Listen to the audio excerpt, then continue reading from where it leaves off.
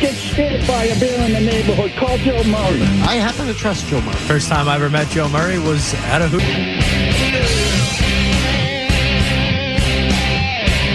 All right, welcome in 98.5 The Sports Hub. Joe Murray. Looks like we got ball game at Fenway Park tonight. I was wondering if we'd get a rain out tonight and we could chat all about it while you're driving home pissed because they canceled the game last minute. But nope. It is ongoing. We'll have highlights all night tonight for you here, or updates on 98.5 The Sports Hub. It is schedule day. Oh, schedule day. So I'm not even going to look at the leaks anymore. We got 40, Joe math right now. We have 53 minutes to go and change before schedule day is announced for the New England Patriots, and we'll break it all down. I'll give you every date. I'll give you the look-ahead betting lines. Those will probably be out there. I'm ready. We've had enough time off. We've talked enough about the Patriots. I'm ready for schedule day because, again, I am part of the Patriots Radio Network, and I'm glad that I won't be working any holidays this year. Woo! But no, I want to start thinking about the Patriots as we start entering holiday seasons and et cetera, a team coming off a loss in the Super Bowl. So we'll leave it there at 617-779-0985. And also you can find us on YouTube. Just go to youtube.com and search 98.5 The Sports Hub. You'll see me right there. I'm in a nice teal hoodie tonight. So if you want to see it, you got to go. Also tonight, Lucy Burge will be in studio with me 1 hour from now, less than 1 hour from now. Of course, she is a part of DraftKings, but also part of Boston Has Entered the Chat on Nesson. I'm on that show as well, and she'll be on with us on the radio. So we'll probably have a schedule reveal with her in studio tonight. So we'll do that in the next hour or so. And again, you can call in again, 617-779-0985. Skaz is here. I see Street Team Joe back there. As well, we got ourselves a show, and our opening take, of course, is presented by Super Service Today. Day or night, always done right. Visit superservicetoday.com. And, of course, we have Bally's, our Bally's pick of the night.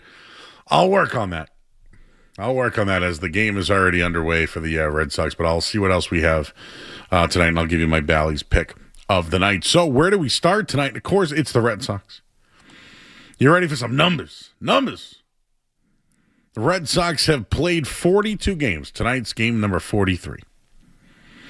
In the first 22 games of the year, their pitching ERA, 4.42. That was 21st out of 30 teams.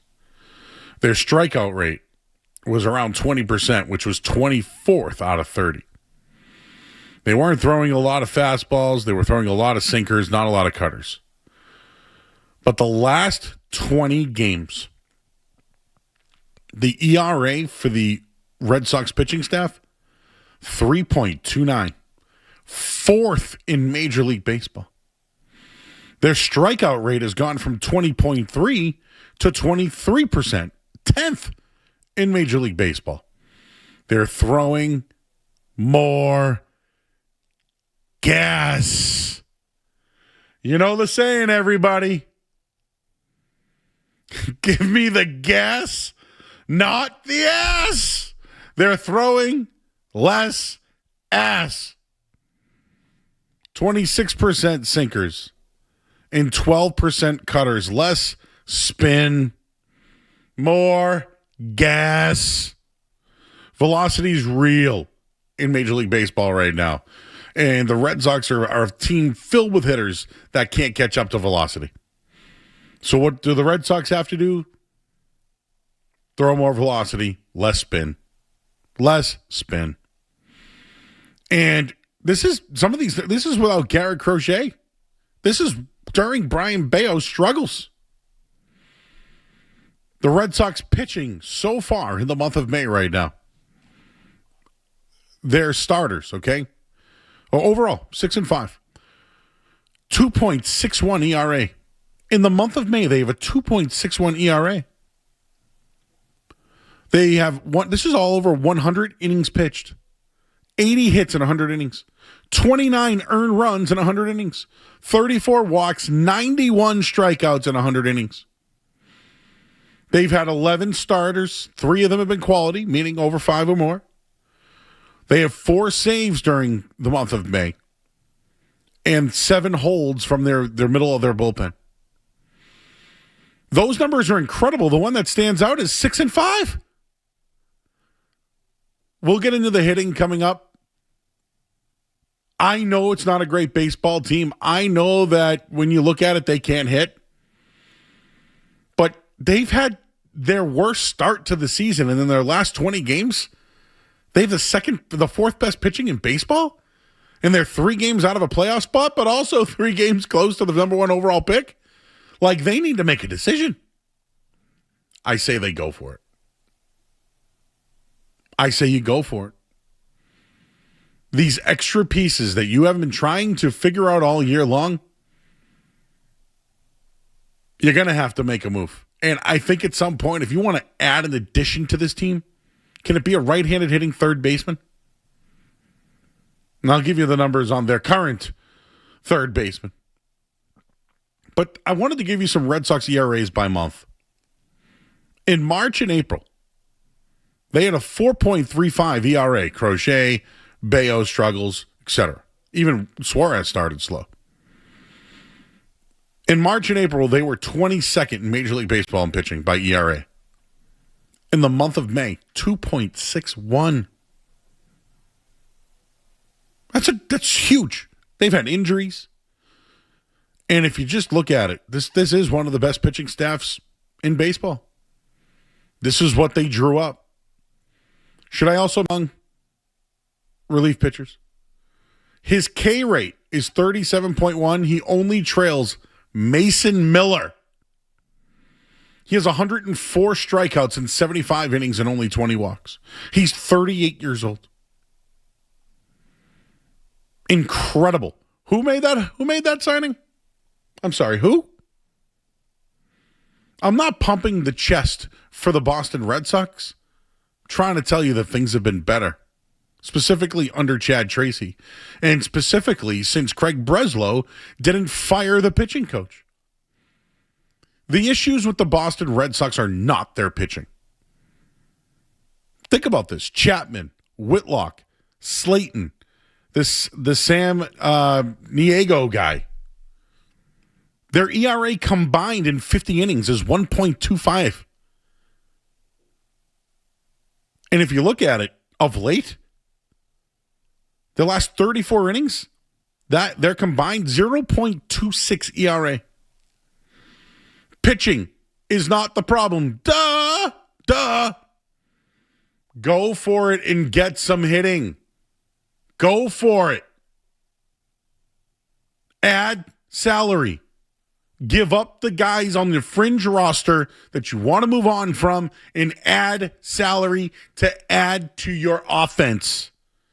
The pitching is good. We just can't see it because they're scoring less than 2 runs a night. This is my plea. Not Ness and Joe. No. These are facts, numbers, stats, real.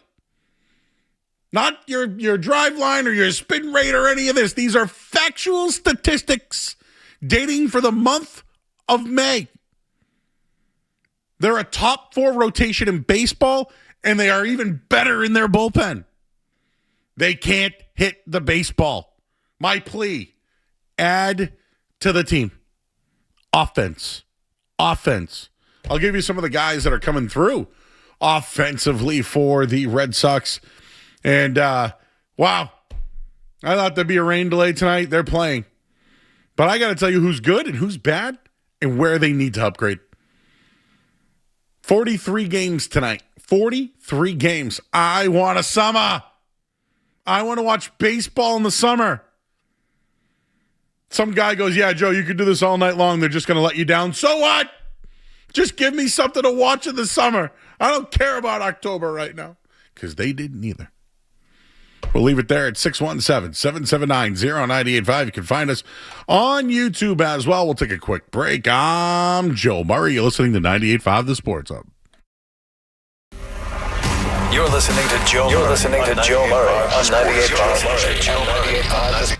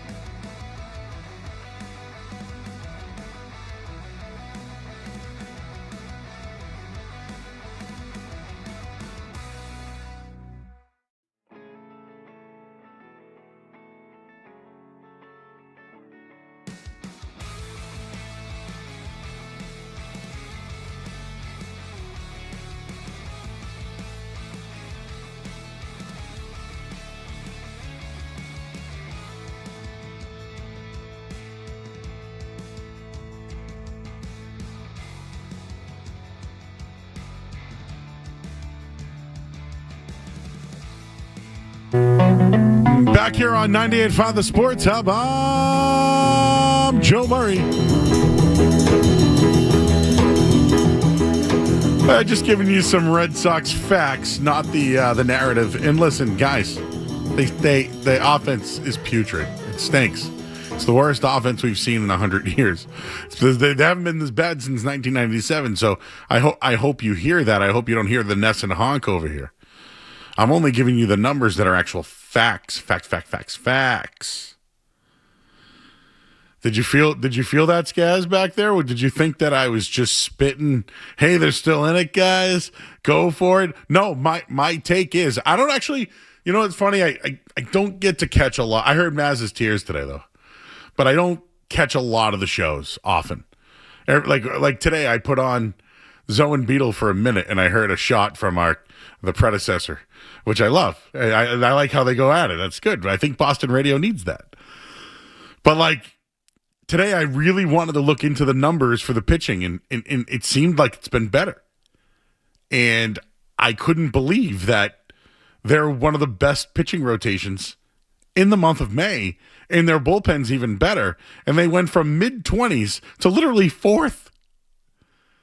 So does it sound like I'm being a honk right now when I say, Skaz, because I haven't heard this take anywhere, I think the Red Sox should go for it, meaning get a bat or two and take on salary.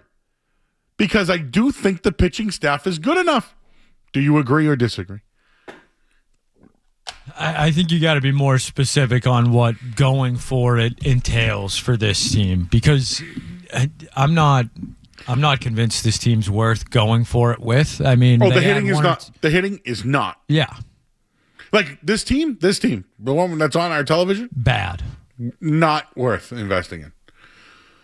But I do think, I don't know, low bar. Romy Gonzalez is going to help them. We're really hyping up the return of Roby Gonzalez. I think he's better than Caleb. Do you want some Caleb Durbin numbers? I mean, do I? I don't think so. Listen. These are good. Oh boy.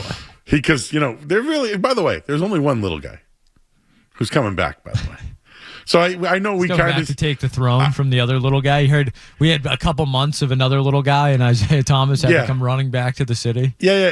I just the little leader that was Pedroia.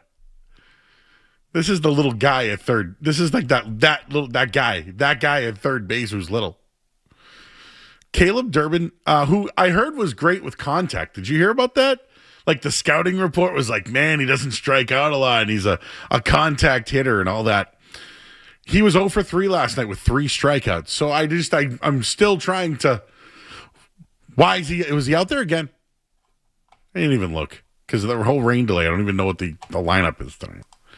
Was there even a rain delay?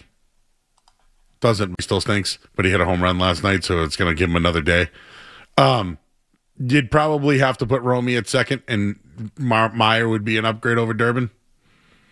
Would you go? Sure. Would you go with that? Sure, Joe. Yeah, okay. I'm sold. So you got it. Okay, all right. Painting the picture. And you maybe you can move on from like a Duran and or Yoshida to get some sort of, and you got to take on money. So now we're just hoping that we can get rid of our bad players. Someone else is just I am hoping, yes, that they'll either DFA them. Like Durbin can just go back to the minors. He'd be great in Worcester. Imagine him, Polar Park. Him and Smiley hanging out. Yeah, you could hang out with Harvey Balls? Yeah, whatever his He's name the guy who is. made them Smiley. Smiley, yeah, of course. That guy. But like he'd be great in Worcester. That's what you want, Joe, with your free agent signing. You want him to be great in Worcester, the guy you brought in here traded for. By the way, it was a trade. Yeah, traded for. That makes it even better. They traded David Hamilton and others. Who stinks, by the way. David Hamilton also stinks. And Monasterio came over, too. Yes, who could forget? He's a good little platoon backup. Yeah, I've seen him a couple times this year. Yeah, he played first a couple of times, too. But this is where I'm going with it.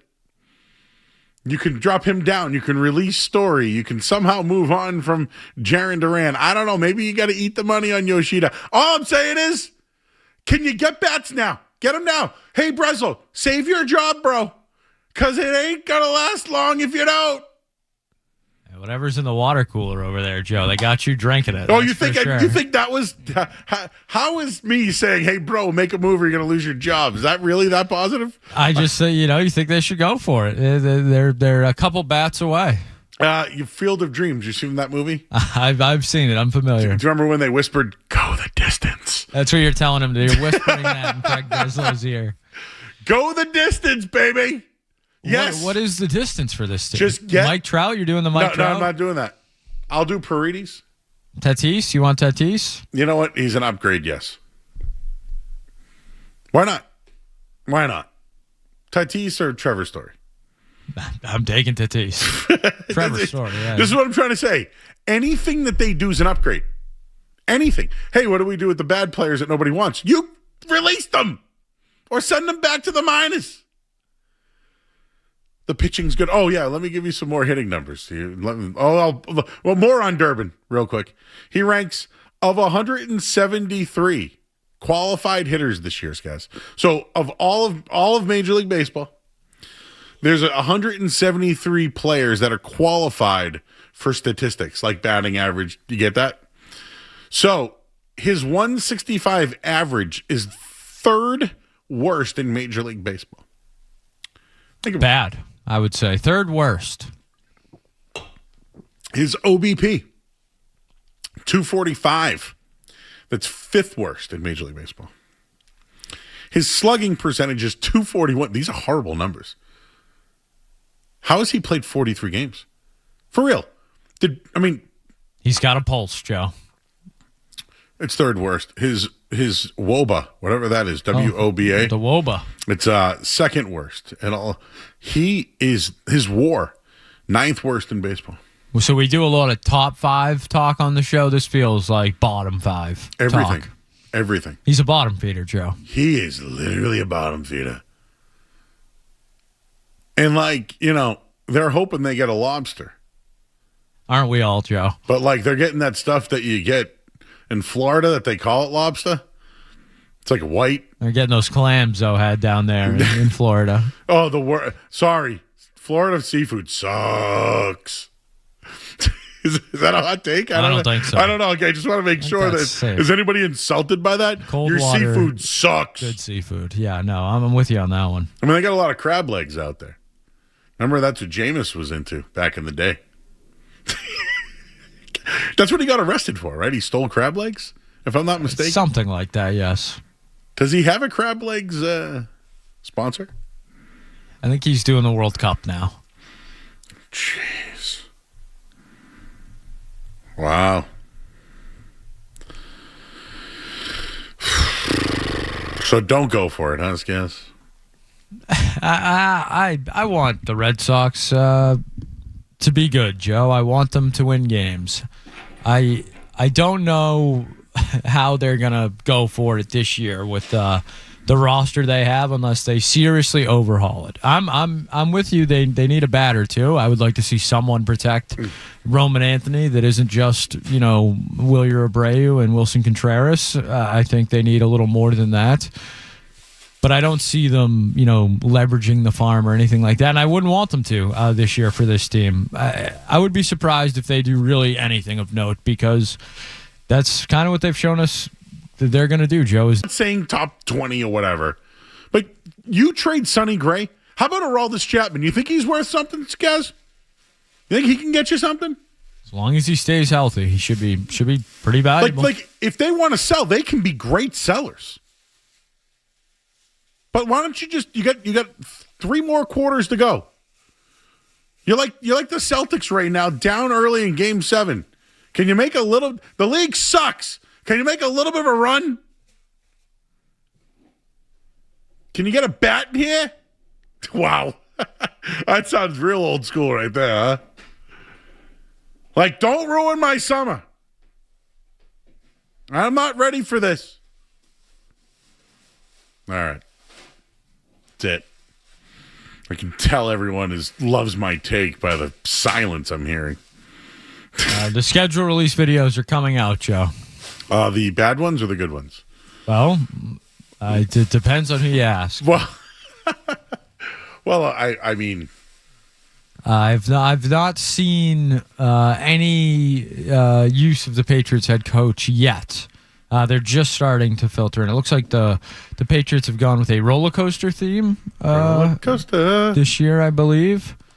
Hopefully that's not an indicator of the upcoming season, but it appears that their players are on a roller coaster. I saw that. I saw that earlier. Well, it was like a teaser. This appears to be the whole video. Okay. Let's see. Well, would you like? Do we do breaking news, Joe? What do you think? We got the schedule. schedule's out? Patriots have tweeted it. You want breaking news? What do you think, Joe? Give me a second to think about this. Okay. All right. Should we tease it? Let's tease everybody. You all right? Look at you. Tease everybody. Yeah. We'll hit the headline. We'll come back. The Patriots schedule has been announced. We'll have it next for you on the Sports Hub. Sports Hub headlines. All right, the Patriots schedule has been announced. What I do know, because I haven't read the whole thing yet, they do open the season at Seattle. Home opener, week 2 versus the Steelers. We'll have the rest of the schedule next here on 98.5 The Sports Hub. No score between the Red Sox and Phillies right now underway, and the Celtics are bringing Isaiah Thomas back as a regional scout for the pro and college talent. Headlines, they are brought to you by Boston Prolotherapy. Don't let joint pain keep you up the course or trail. Eliminate that pain with Dr. Franke of Boston Prolotherapy. I'm Joe Murray. Schedule next. More Joe Murray coming up on the Sports Hub.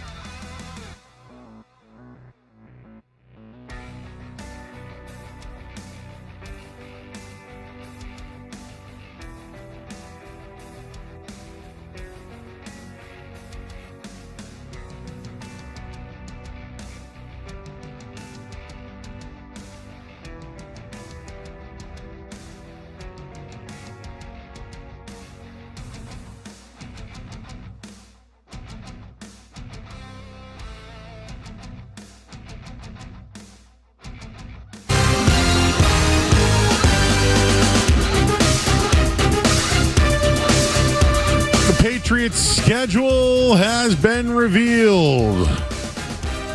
The 2026 schedule has the Patriots opening the season on Wednesday night, September 9th in Seattle. The season opener, a rematch of the Super Bowl.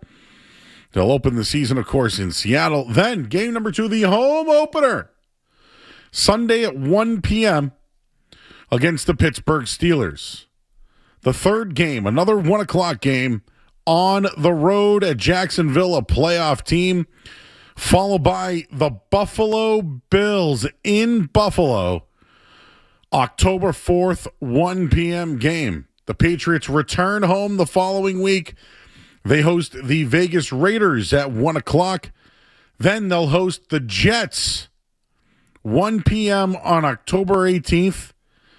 Then they play a national televised game Thursday, October 22nd in Chicago.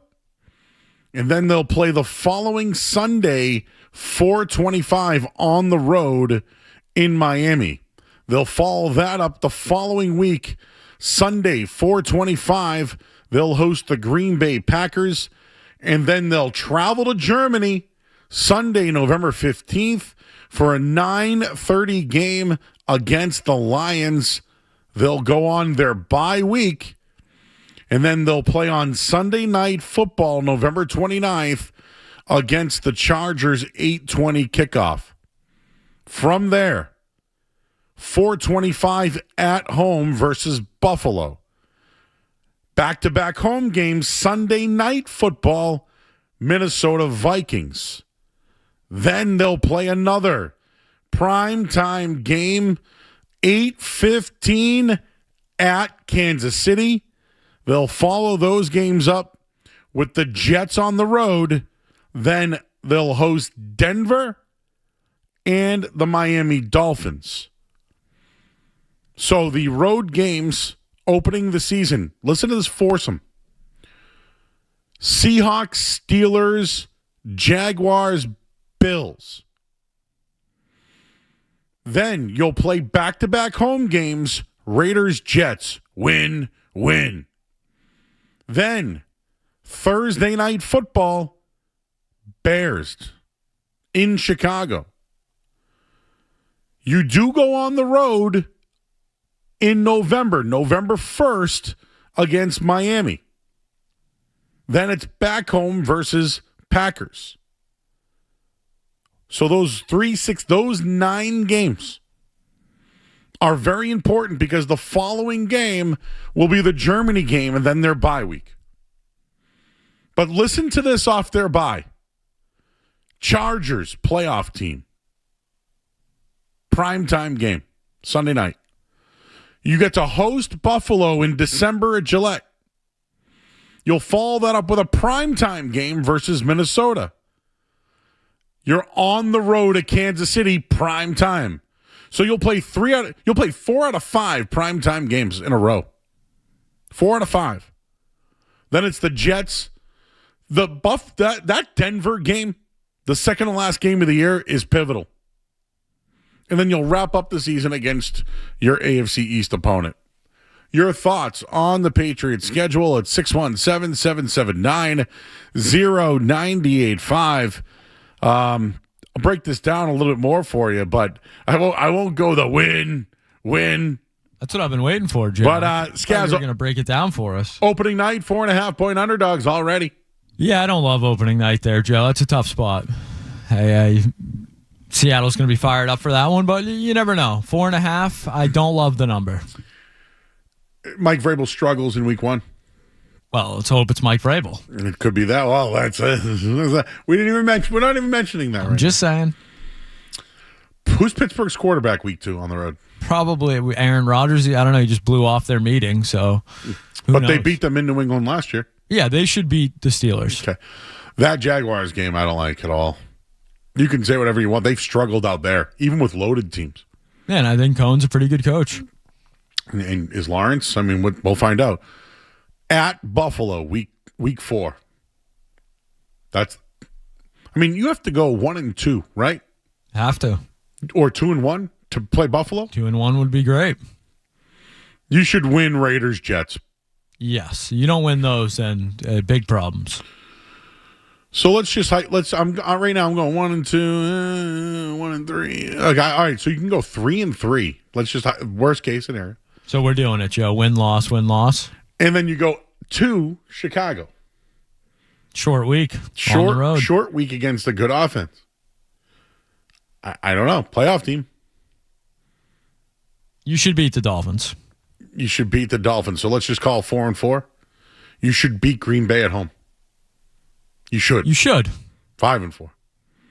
Do you go and beat the Lions in Germany? 1.5 the spread. You should. 6-4. Chargers on the road. Sunday Night Football. Win. 7-4. Coming off a bye. Can you beat the Bills at home? 4-25. They beat you last year, scored 28 straight. Let's say you lose 7-5. Now you're not the lead in the AFC East. You've lost both to Buffalo.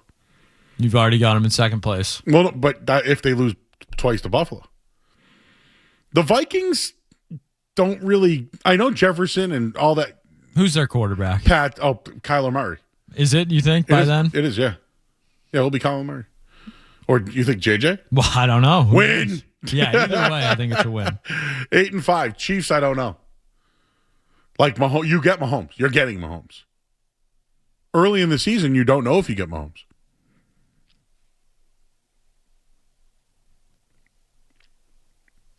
I mean, let's say you lose. You're 8-6. Beat the Jets, you're 9-6. Beat the Dolphins, you're 10-6. And then the toss-up game's that Denver. That's the game. I'm circling it right now.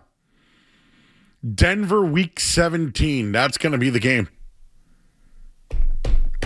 I think the Pats can win 10 games. Can they go? Can they win 11? I think the win total's 9.5 in Vegas. So there you go. Patriots schedule has been released. Your thoughts? And I got something on that. Notice only a couple of home games in September. One. Why is that? Why is that? We'll take a quick break. We're going to welcome in Lucy Burge, everybody. She's of DraftKings. Of course, you watch Boston's Enter the Chat every weekday at 4 o'clock on Nesson. She works with me, and I work with her, really. But she'll be here in studio. That's right, Skaz. I work with her. They just have me come in. You were almost blending in today, Joe, to the greens or the blue screen, I should say. I looked like a moving head. You were just a floating head back there, yes. And Casey and Lucy make me look good. Especially when I'm just afloat. You can't see my body at all. You look just like a head, yeah. I'm like, yeah, let's keep going. All right, we'll take a quick break. Lucy Burge is here, and I see you guys lined up on the phone lines. We'll get to you. You can join us on YouTube as well. You'll be able to see Lucy. You creeps. We'll take a quick break. You're listening to 98.5 The Sports Hub. Don't go anywhere. There's more Joe Murray. On the way on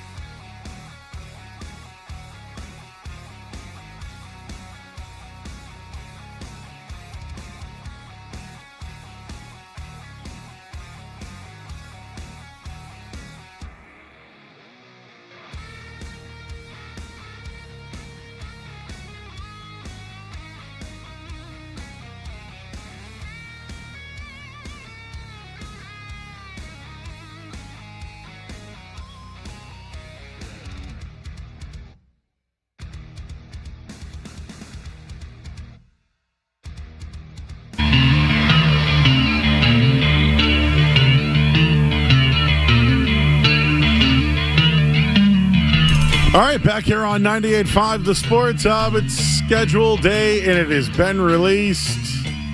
Your thoughts on the Patriots opening the season on the road against Seattle and ending it against the Miami Dolphins. There's some big-time games in there, and they'll certainly be traveling, no doubt about that. The preseason schedule has been announced. I just want to mention that before I bring in our next guest. So it all begins Thursday, August 13th, Skaz. There we go. I'll be taking the 14th off. Yes, thank you very much. They'll open the preseason Thursday, August 13th versus the Colts. So Thursday, Saturday, Thursday will be the preseason schedule. On Saturday, August 22nd, after joint practices with the Eagles on a Saturday night. And then they'll wrap it up, the Cleveland Browns at Cleveland on Prime Video Thursday, August 27th. So when you're making your vacations, Thursday, August 13th, August 22nd, and August 27th. So Thursday, Saturday, and then boom, kickoff. So the Road Warriors, that's what they're going to have to be this year. All right, my next guest, you can see her on Nesson, Boston's Enter the Chat, every weekday from 4 to 6 p.m. She also works at DraftKings, and her name is Lucy Burge, and she joins us here on 98.5 The Sports Hub. Hello, Lucy. How are you? Hello, Joe. How are you? It feels like spending the day with you, Joe. We have spent a lot of time together. Yes. I will say that, and that's why I was like, got to get you in studio. Yes, this is my first time in the actual studio here, and I had the absolute pleasure of using the men's restroom here tonight because the key cards don't work for the women's restroom. So, here's my review of the men's restroom here at 98.5 The Sports Hub. Very clean. I am shocked at how, knowing the people who work here, how clean the men's restroom is. I am blown away. So that's my first impression. You want to fill her in on that? You want to fill her in on all that? Well, that's probably because they clean it every day at about 6 o'clock. Well, then I came right at the right time, Joe. His name's Luis. He's like the fourth member of our show. He's here every night. Well, Luis, you'll see him walking around. He does a wonderful job. He does. Let me tell you. Where you're sitting is there's Lysol. Mm-hmm. There's all sorts of wipes if you need it. Yes, this is a men's playpen. No doubt about it. Oh yeah. No, I've worked in radio, Joe. I know. Yeah, I know you have. I do. You know, but you know what? I'm impressed that you find it interesting. Yeah. I also find it interesting that myself and Street Team Joe. So Street Team Joe greaded Lucy. He did, and he did. Let me tell you, Joe, he did a wonderful job. He's a sweetheart. Amazing. Yes, I love him. Mm-hmm. he is, as I said to him, heard a lot about you, all good things. Joe pumps you up. He said that, huh? Joe, yep. No, I said it to him. Oh. Yes. Oh, okay. You pump him up. I pumped you up too. Mm-hmm. You're just the best, Joe. Well, I'm glad to know that you have a review of the men's bathroom. I'm glad that's where we started tonight on Patriots schedule day. Of course. So I'll repeat it, Lucy. Yes. The Patriots schedule is out. Mm-hmm. Week 1, Wednesday, September 9th at Seattle. Then they have the home opener on a Sunday, 1 o'clock versus Pittsburgh. Mm-hmm. Then on the road, 1 o'clock against Jacksonville, and then at Buffalo. Mm-hmm. I'll stop there. Yeah. Tough little foursome there. So, Joe, as you recall, because we were on Nesson together today, I said I want the Patriots to have a very difficult schedule this year because I do not want the easy schedule narrative to be a storyline this year and a thing for the haters and the doubters to say, oh, the Patriots are only doing so well because their schedule is so easy and they only made the playoffs because their schedule is so they only made it to the Super Bowl because their schedule is so easy. I want them to have a difficult schedule, to tackle this schedule, to make this the revenge tour in every sense of the starting with Super Bowl rematch. So the revenge tour starts off hot, Joe. Yeah. And then go on their way. And I still have them seeing the schedule now. I had them at 10 games before the schedule, 10 wins, before the schedule release. I still have them at 10 wins, not 14. I don't think it will be that.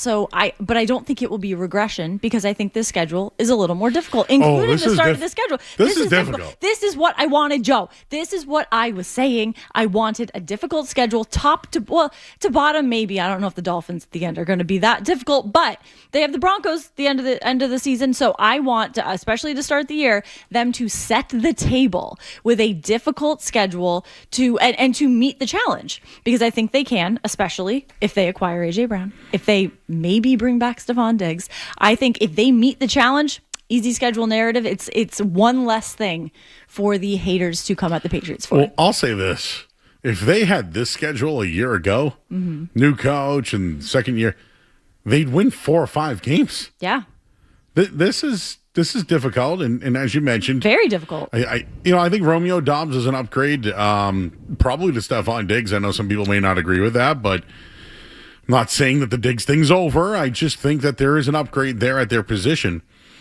But the first 4 games, no doubt about it, at Seattle, I feel as though Mike McCarthy and the Steelers, the new identity, how old if Aaron Rodgers is the quarterback, but I assume it. The Patriots need to avenge the loss that they had against them last year. Yes.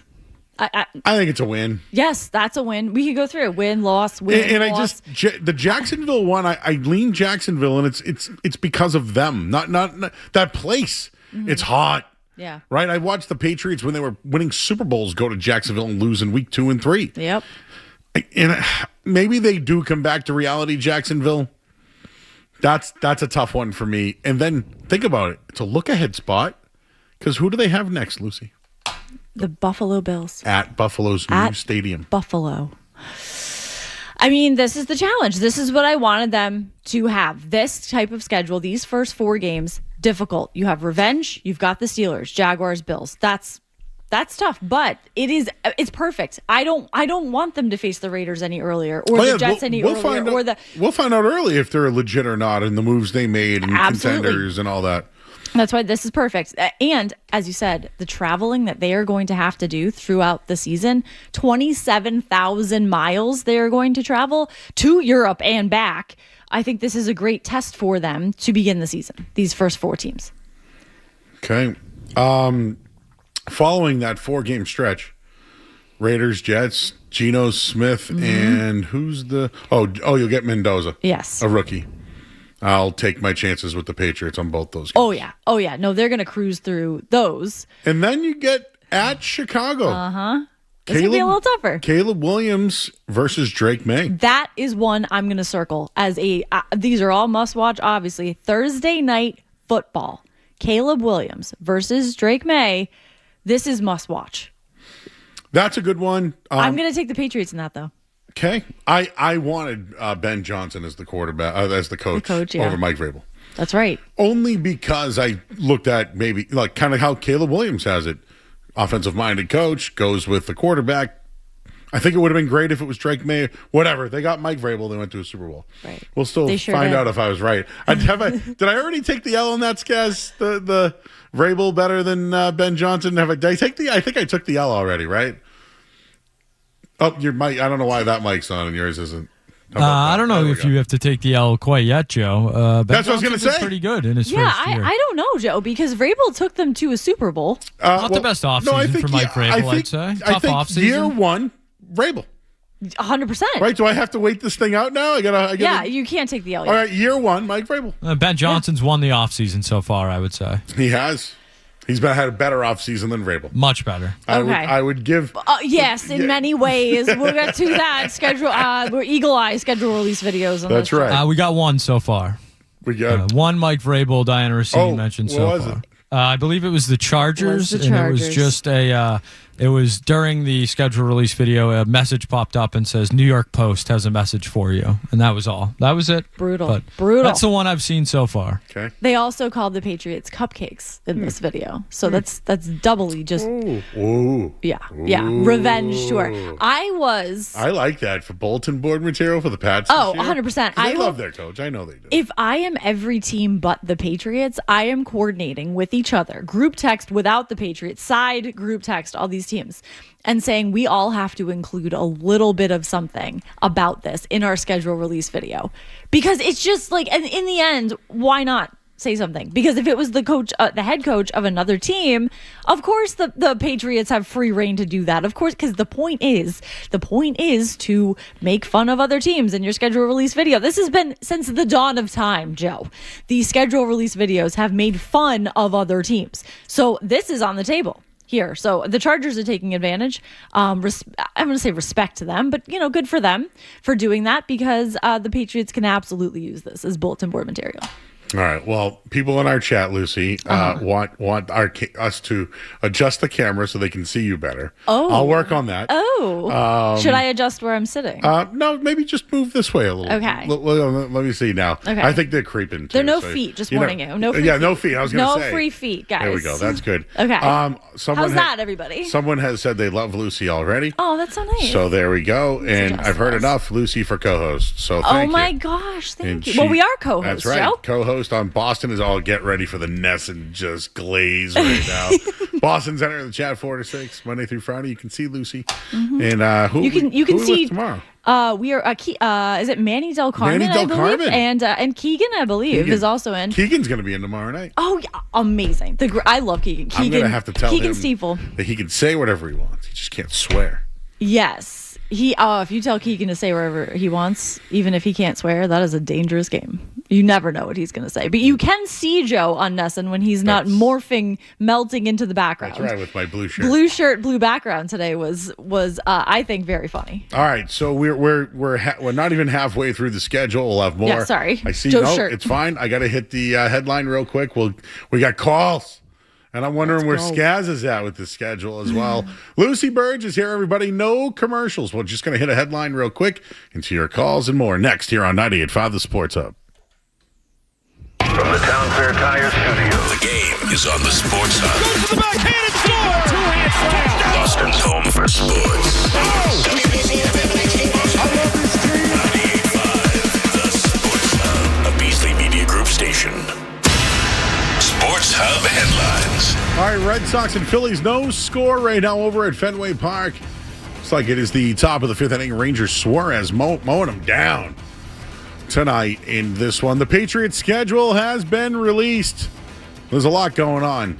First 4 games this year at Seattle on a Wednesday night. Home opener versus Pittsburgh. They'll go on the road versus Jacksonville, and then on the road once again in Buffalo. They'll play primetime games against Chicago.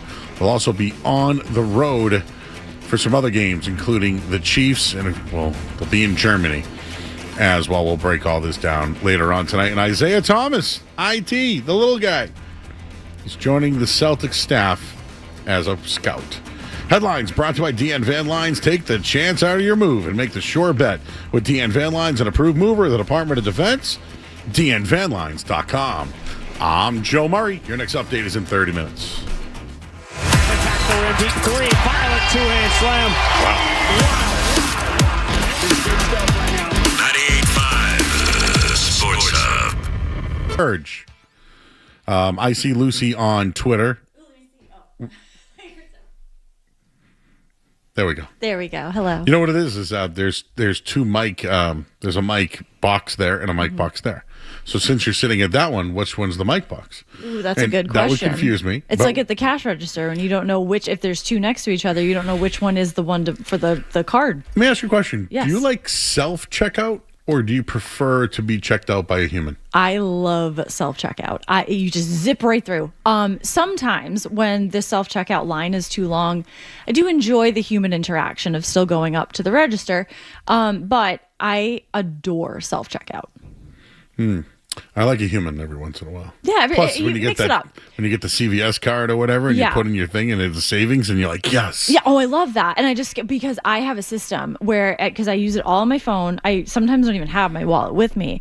But you go from CVS card to your wallet to your credit card. Boom, bang, boom. It takes 30 seconds to do it. And so when you're in a hurry, you zip through it. And here's my main reason for loving self checkout is when it says how many bags do you need, and I push 0 when I do use a bag or 2. So Yeah, but come on.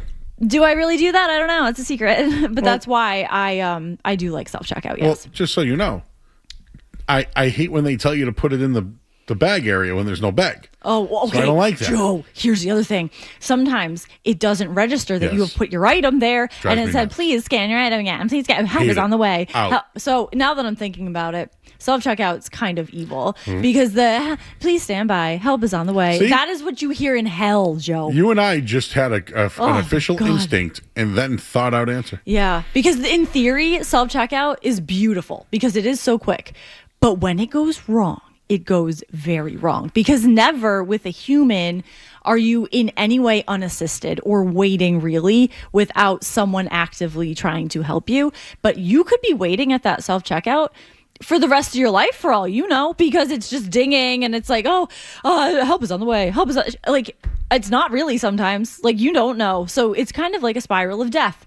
But with a human, sometimes it's faster when it goes right. I want to ask Street Team Joe about that one later. We'll bring him That's a in good one, studio. The schedule is out. We stopped at the Bears. At Miami, generally a tough spot early in seasons. Feel like they have the Miami's number with a rookie coach, so I feel good about that one. I think you should beat Green Bay at home. I think you should. I think so. You know, Jordan Love on the road, who has won playoff games on the road. I just feel confident about it, but it could be a tough one. But there could be that look ahead when you head to Germany to take on the Lions. So I do think that Bears game means a lot because, yeah, it's back-to-back road games, right? Bears, Dolphins. Okay, let's say you win. The Packers game becomes really important. Then you play the Lions. You're on a bye. Yes. Then this is where it gets tough. At Chargers. Oh, the schedule release revenge game.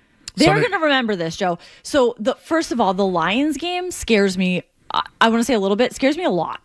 The line's one right now. The betting line, one. Yeah, I could see that. Lion, and then the bye week helps, I guess. But the Chargers game, I think this is going to be phenomenal bulletin board material for them in that game. I feel like the Chargers will go all out because they lost in the playoffs, and it's like one of those games where the Pats just have a letdown spot. Yeah. Coming off the bye and whatever. Yeah. Because they're thinking about Buffalo. True. At home. Ooh, this is a little bit scary, Joe. Is there a possibility that they lose two in a row? Could they lose three in a row? Three in a row. The Packers, Lions, Chargers, Bills are 4 tough games. This is tough. This is why I wanted the schedule, though. Mixed in with a bye. Oh, yeah. So it's almost favorable with the bye. Then they get the Vikings, who are just an odd team. Again, national television. Then you get another national televised game against the Chiefs. Yeah, this one is interesting because what are the Chiefs going to look like at this point in the season? So this stretch of games, actually, when you look at where the bye is, I actually love where their bye is because after the Germany game, they are going to need some kind of reset. And it depends on how that goes if they need to get back into the right headspace before facing the Chargers, Bills, Vikings, Chiefs. The Jets, you might get a little bit of a reprieve, but I like where that bye is because they have a pretty tough stretch coming up after that. Whew. And then Jets, Broncos, Dolphins. The Dolphins game you should win. Yeah. Jets, you should win. The Broncos, Denver. scary. It's All scary, right. Joe. Let's hear from the peoples at 617-779-0985. And you can call in and you can talk with Lucy as well. So let's start with Matthias in Miami. Hello, Matthias. Ooh. Hey guys, how are you? How you doing?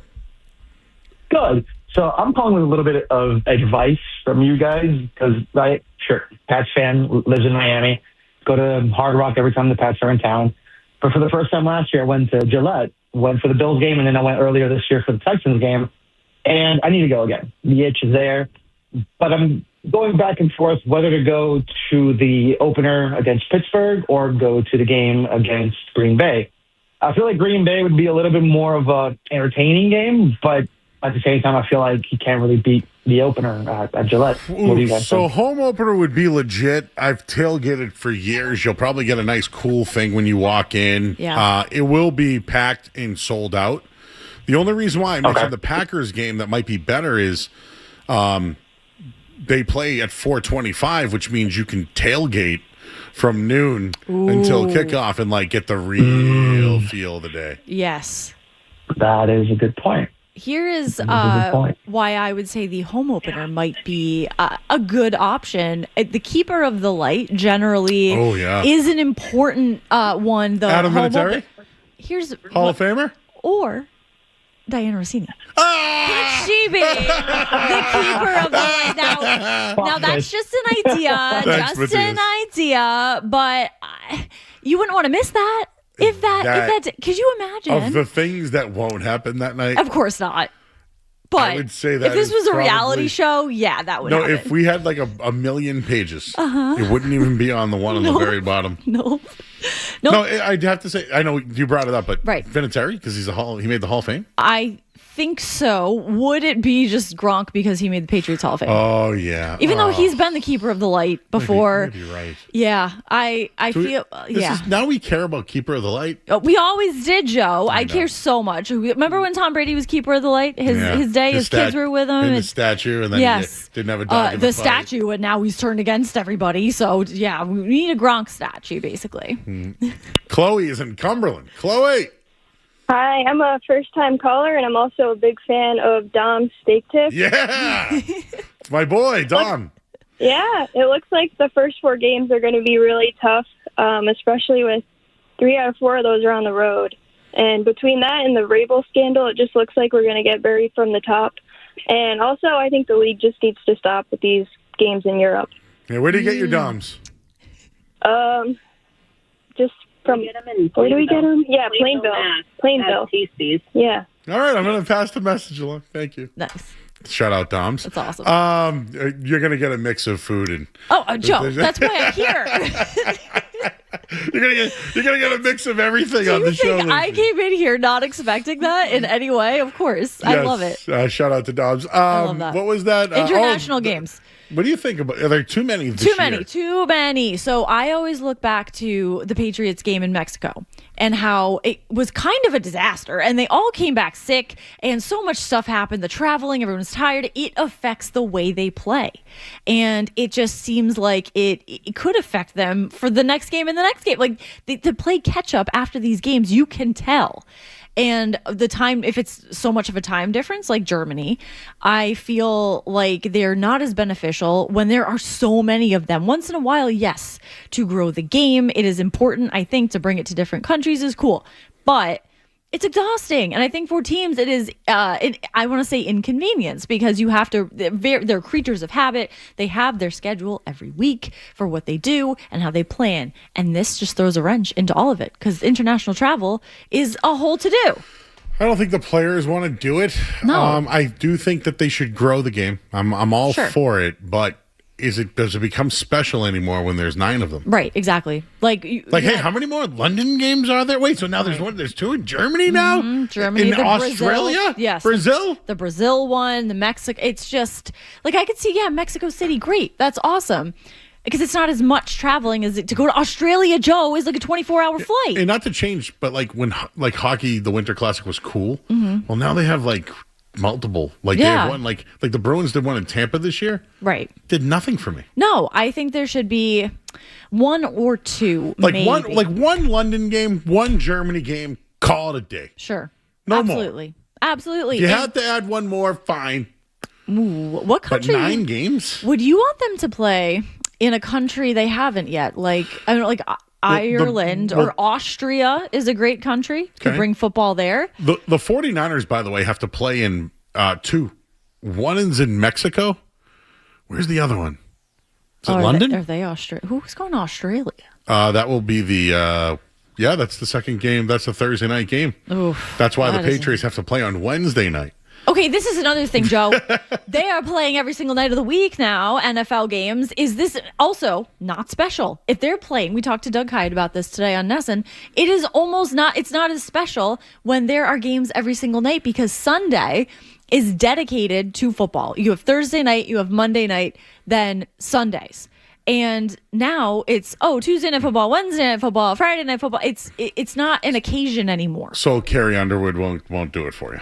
Carrie Underwood looks amazing in those. Hey, Jack, it is a fact. It is a fact. She looks incredible. But when you get all those games in a row, oh my God, are you still ready for it? No, because I think it would be a different theme song based on the streaming platform, based on if it's NBC or versus if it's because you have the Snoop Dogg one for Monday nights, which I love Carrie Underwood, but I do love the Monday Night Football Open better than Sunday Night Football. Give me the OG, Carrie Underwood. I don't need anything else. No, she's great. There's something about the way they did Monday Night Football this year that I love. But Carrie Underwood, hey, Jack, it's a fact. I tweet it out every time she says it because it's just funny to me. I love that. Hey, Jack, it's a fact. The show's back in town, Joe. Damn right. Jim's in Rhode Island. Jim. Hey, yeah, Joe. I just wanted to say that I don't even think that they'll even win 9 games. To be honest with you, I mean, that's a pretty brutal schedule. I mean, not only the first 4 games. Well, some of them games, even at home, that they should probably win, but that's kind of like a toss-up. They're playing some really good games. This is a really tough schedule. So, I mean, I think they'll be lucky to go 9-8 or, and barely make the playoffs. I also want to ask you and your guest about the A.J. Brown thing. Would they even consider bringing back Diggs or something? Now, if they get those 2 receivers, I mean, I might change my mind, but, we'll see about that, though. Yeah. All right. The guest name is Lucy. Say hello to Lucy. Hello. Lucy, hi. Hi. Do you have Ness and Jim? Jim, yeah, I'm from West Warwick, Rhode Island, but I mean, a Rhode Islander, Jim. My dad grew up in Rhode Island. We love Rhode Island. Oh, wow. And I've been a Patriots fan, for years. And I love your show. I mean, you have a great show, but that's going to be a tough schedule. And I want to get you and Lucy's take on what I just said. And you got it, Jim. Thank you. Thank you, so Jim.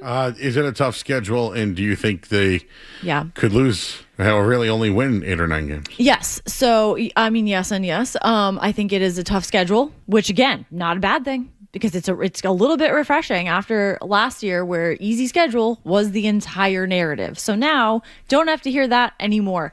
I have them at 10 wins, but I could see 9-8 and still making the playoffs. As Jim said, you barely make the playoffs, but you could still make the playoffs, and then it's a whole new ballgame. So it's as long as you make the playoffs, 9 wins, 10 wins, I'm That's good all with I that. care about. Yes. You could split with the Bills. If you win 8 or 9 games to win the division, that's all I care about. Totally. Timmy's in Bill Ricca says he has an apology from Joe. Hey, Big Joe, how you doing? How you doing? I'm doing good, Joe. So 2 weeks ago, I was getting a ton of crap from my friends as well as the guys on your show. My guys gave me so much crap for talking negative about your boys, your coworkers, and nobody wants to hear their friends getting made fun of. So, I just wanted to apologize on that. And I also wanted to say, now that hero thing is viral, I was the one that kind of first acknowledged your hero-ness. Oh, you mean you're the guy who said I'm a hero? Yes, Lucy. Okay, So can you explain to Lucy what you meant by me being a hero? Okay, but I want to do it, but I don't want to upset you if I have to kind of go back to the boys again. No feelings. Joe's going to have PTSD. I have no feelings in this. Okay. All right, thank you. So, Lucy, yes. Nice to meet you. I'm Timmy from Bill Ricca. I work roofs all the time, Merrimack Valley. Love that. So a couple of weeks ago, I kind of went on a rant about the morning show guys, and I kind of went on a rant about the afternoon guys. And then I was bombarded. My own friends are like, how can you insult Joe? He's the best. He's the hero of the show. He could fill in on anything. So because when you're working all the time, you always want to listen to talk radio. And Joe's always talking about the sports. And because of that, he's awesome. Everybody else, they talk about what they ate, they talk about what they're Joe doing. Doesn't do that? I know. No, he has a class about it, but he can kind of work it in. True. He's got so the I called expertise. him the hero, but inadvertently, inadvertently, I pissed off all my friends in the Merrimack Valley, and like nobody wanted to hire me to work on their roofs anymore.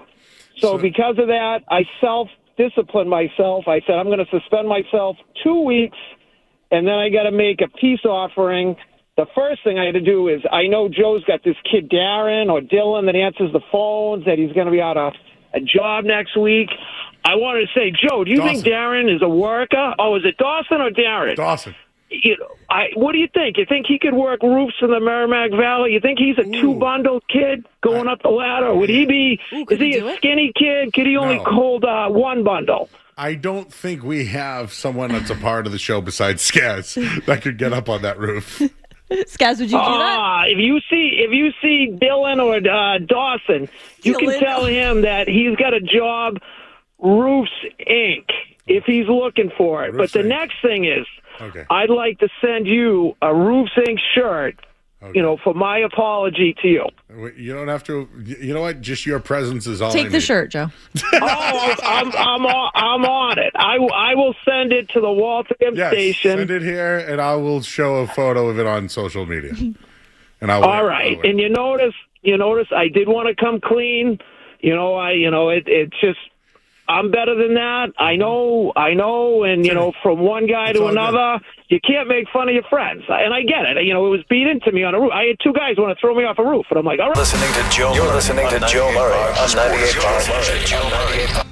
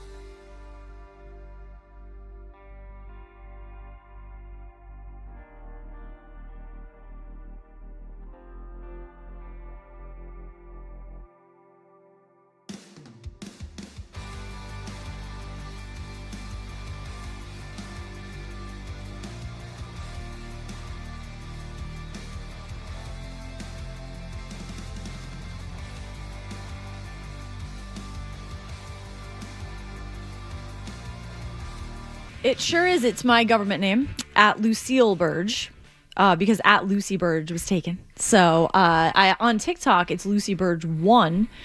Because Lucy Burge was taken, come to find, I actually was the one who took it and then forgot my password and couldn't log into that one. So long story short, TikTok, Lucy Burge 1, at Lucille Burge, Instagram and Twitter. You get all that, everybody? Write that down. Get a bunch of followers. Go follow her right now. We're on YouTube, so you can see us. I see what you guys are talking. I see you in the chat. Joe, Newbridge Cafe is still solid. Absolutely. Ooh. Love their steak. They have good steak. There's Floramos. Outstanding. It's Joe. Yes, it left. It is now, if I may plug this, it's at Revere Beach. You've been to Revere Beach, kid? So I've never been. I know. I've only been to the North Shore like a couple times. Okay, we got to get you out there. I know. But on Revere Beach now, there's a Kowloon Tiki Bar. Oh, my God. Hasn't opened yet. Okay. But it's a destination this summer. That sounds like the ultimate destination. I've only been to Kowloon once in my life, so we have to change that. We will change that. To change that. I'm trying to do a night Nessun show thing there as I'm literally texting with Andy Wong as we speak. There you go, Andy Wong, the great Andy Wong. Yes. It's more about Fernando Mendoza than it is about anything else. Sure, but of course. Yes, that was our conversation on that one. Yeah, I love talking food. Yes, I'm at Joey Murr. Joey Murr was like a name. There's a bunch of Joe Murrays in my neighborhood. Okay. So how many Lucy Burges do you know? Oh, like 100? No, 0. For real. 0. Is there another Lucy Burge in the world? Never that I have. I could look. I gotta look that up on White Pages and see if there are other people listed. Millions of Joe Murrays. Yeah. Like I could see that. Irish Catholics all over the place. So I went by Joey Murr for years, and when I'm mad, I'm Joey Murda. That's kind of like what my rap name would be. Yep, that's pretty good. It sounds like you have a song request for tonight. That's pretty good. Okay, I can't decide though. Okay, we're gonna have so there is Joe, this rapper who I love, and his name, I'm gonna shout him out because this is someone who should be more famous than he is. His name is Rob Sonic, and he is tremendous. He's got 2 albums, Alice in Thunderdome, and another one called Latrinalia, and he is tremendous.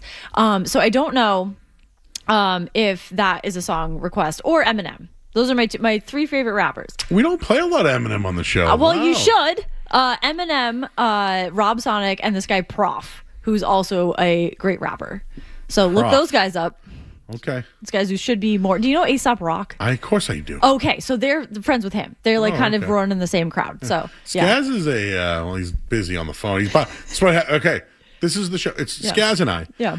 We have a helper, like an intern, Dylan, who doesn't exist. Dylan, not Dawson. They're off tonight. Yeah. So Dawson's last day is Monday. Dylan's last day is today. Yes. First and last. So we send off Dawson on Monday. Street Team Joe is here, but he's got a lot of... He's being Street Team Joe. Yes. Well, he took the time to greet me, and that was really nice. He let you in. He's doing his thing, and then later when he's done, he's going to sit over there and answer phone. We're actually probably going to put him on the air and ask him a lot of questions. I love that. I heard you guys doing that the other night. Lucy, you heard it, right? Yeah. He's great. He doesn't know it. He's fantastic. I told him that. He has no clue. As he was letting me into the men's bathroom, I said, "Look, you're really good at this." My key doesn't work for the girls. Number of times I'll stand outside the door, though, if you need me to. He was pushing the door. I will say, no, he stood in here and then let me back into here. He is a gentleman. He really is. Gentleman. Yeah. He's great. Joe, from one Chesterfields guy to another, what's happening, brother? You must be from Chesterfields. Hello, sir. Wayno just started following Lucy, he said. Oh, look at that. I hope I'm a good follow. And then people are talking about beaches. All right. Oh, yes. What happened in the Red Sox game that I missed? So it looks as if Ranger Suarez got out of a jam, bases loaded. But the bottom of the 5th, the Red Sox had 2 men on and 2 outs and did not produce anything. And I feel like leaving guys on base is a problem for them. It is a problem. Every time you look up, they got guys on, 2 outs, score is still nothing. So it's a problem. It is right it's just now, something I've noticed. There's a bearded man at the plate. Alec Bohm. And there's first and third with a middle reliever in, I believe. Uh-oh. Not good. Oh, he caught it. Gold glove. Wow, and a fist pump. Satan. We got ourselves a game. Good for middle Ranger of the Suarez. 6th, a little defensive effort. Hell yes, Adon Rafaela, who's hitting very well in the month of May. He sure is. I gave those stats. Home run. Again, no movement, but I gave out a lot of positive stuff. Actually, you ever see?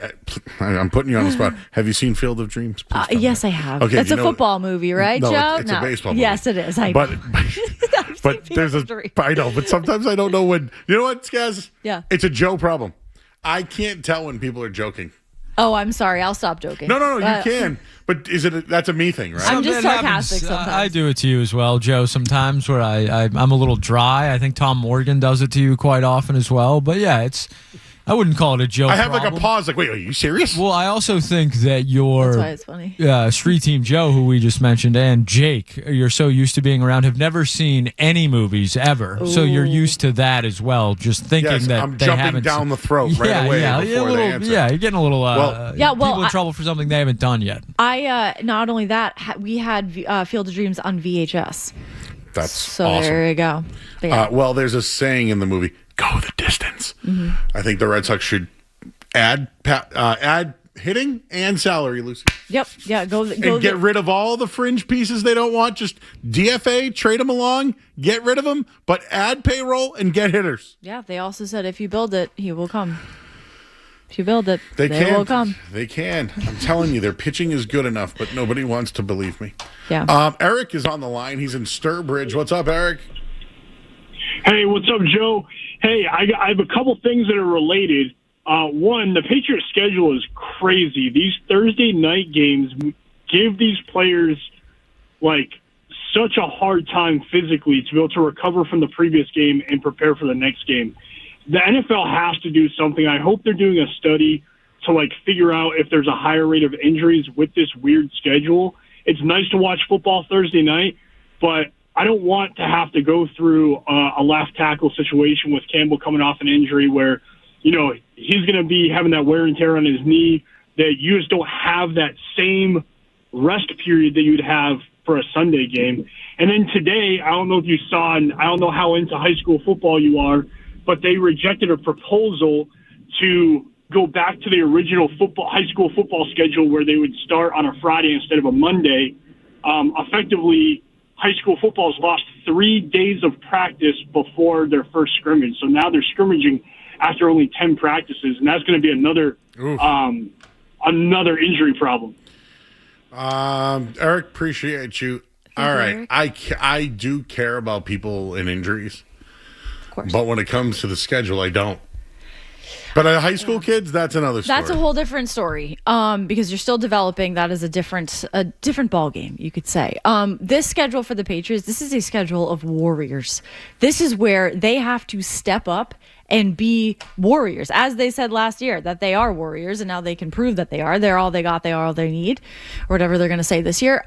This schedule also makes me hopeful because they can't fall asleep at any point. If they go into this knowing that this is a very difficult schedule, this is not last year, that they won't fall asleep during games, and they won't just take their foot off the gas, and every snap matters, and every snap they can take seriously. So that's why I love that this schedule is difficult, and I don't think injuries will be more of a factor than it would be if it was an easier schedule. I think exhaustion might be a factor because you have the Germany game. I know there's a bye, but that can throw off your rhythm. I am more concerned about their rhythm being thrown off by that than I am about injuries at any point. Just because I'm looking at it, teams with pass rush that could hurt the offensive line. Seattle. TJ Watt's on Pittsburgh. Yeah. Jacksonville can, but they're, Buffalo, I don't know. The Raiders will have Max Crosby, we think. Jets, no. Bears can get after you. Dolphins, no. This Packers game, not sure if I mentioned this yet, but it will be the first time that Tom Brady will broadcast a Patriots game in New England. So, Joe, this was going to be my other question. Are any of these games on Fox, and will Tom Brady be calling them? So this is going to be good. Green Bay, 4:25. Okay. Just before the team heads to Germany. Yeah. Oh, this is going to be interesting because when Belichick was the coach, I think it would be a little more like, oh, is he going to mention him? Is he going to? Of course he would, but what's he going to say about him? It's a little bit different now that Vrabel's the coach. He knows Vrabel. But Drake May there have been quarterbacks in between, but he's his heir apparent. He is, for all intents and purposes, the closest to the next Tom Brady the Patriots have had. And Tom Brady is calling this game now, which is interesting. The guy's statue is outside the stadium, and he's calling the game. Is that the first time that's ever happened? No, actually, Bobby Orr ever call a game? Ooh, that's a good not question. since the statue. Oh, with the statue. I'll have to think about that. Ted Williams, no. Yeah, no, he never called the game. I don't think. Could maybe one Bill day. Russell, no. Red Auerbach, no. No, because when you're walking into the stadium, you're like, oh, there's the broadcaster. It's a statue of him. Well, the first person to broadcast Tom Brady, the a broadcaster? game after having a statue Tom Brady. was what about Dwayne Wade? Does he count, Skess? Remember Dwayne Wade's statue? Yeah. Not a great statue. That's but not- I don't think he But he called has the done game. it. Well, as he covered a Heat game, I guess. I would imagine on what was he on Amazon this year or whatever it was. So it really didn't matter much when he did it. It's going to matter a lot when Brady It's does it. going to matter though. a lot. It's a nationally televised game. This is interesting. First, that's a stat for you. First, The broadcaster only to- reason why Dwayne Wade popped in my head was because he's a bad statue. did he call a game? He calls games, but he's not But he good did. at it. Did he call that one after the statue, or any game after the statue, outside of the arena?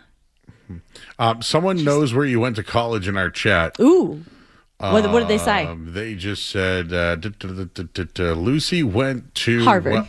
Wellesley College. I did, which is basically What Harvard. high school did she go to, though? And they're guessing Weston, Dover, or Shoreborn. Ooh. I don't picture No. you that kind of girl. No.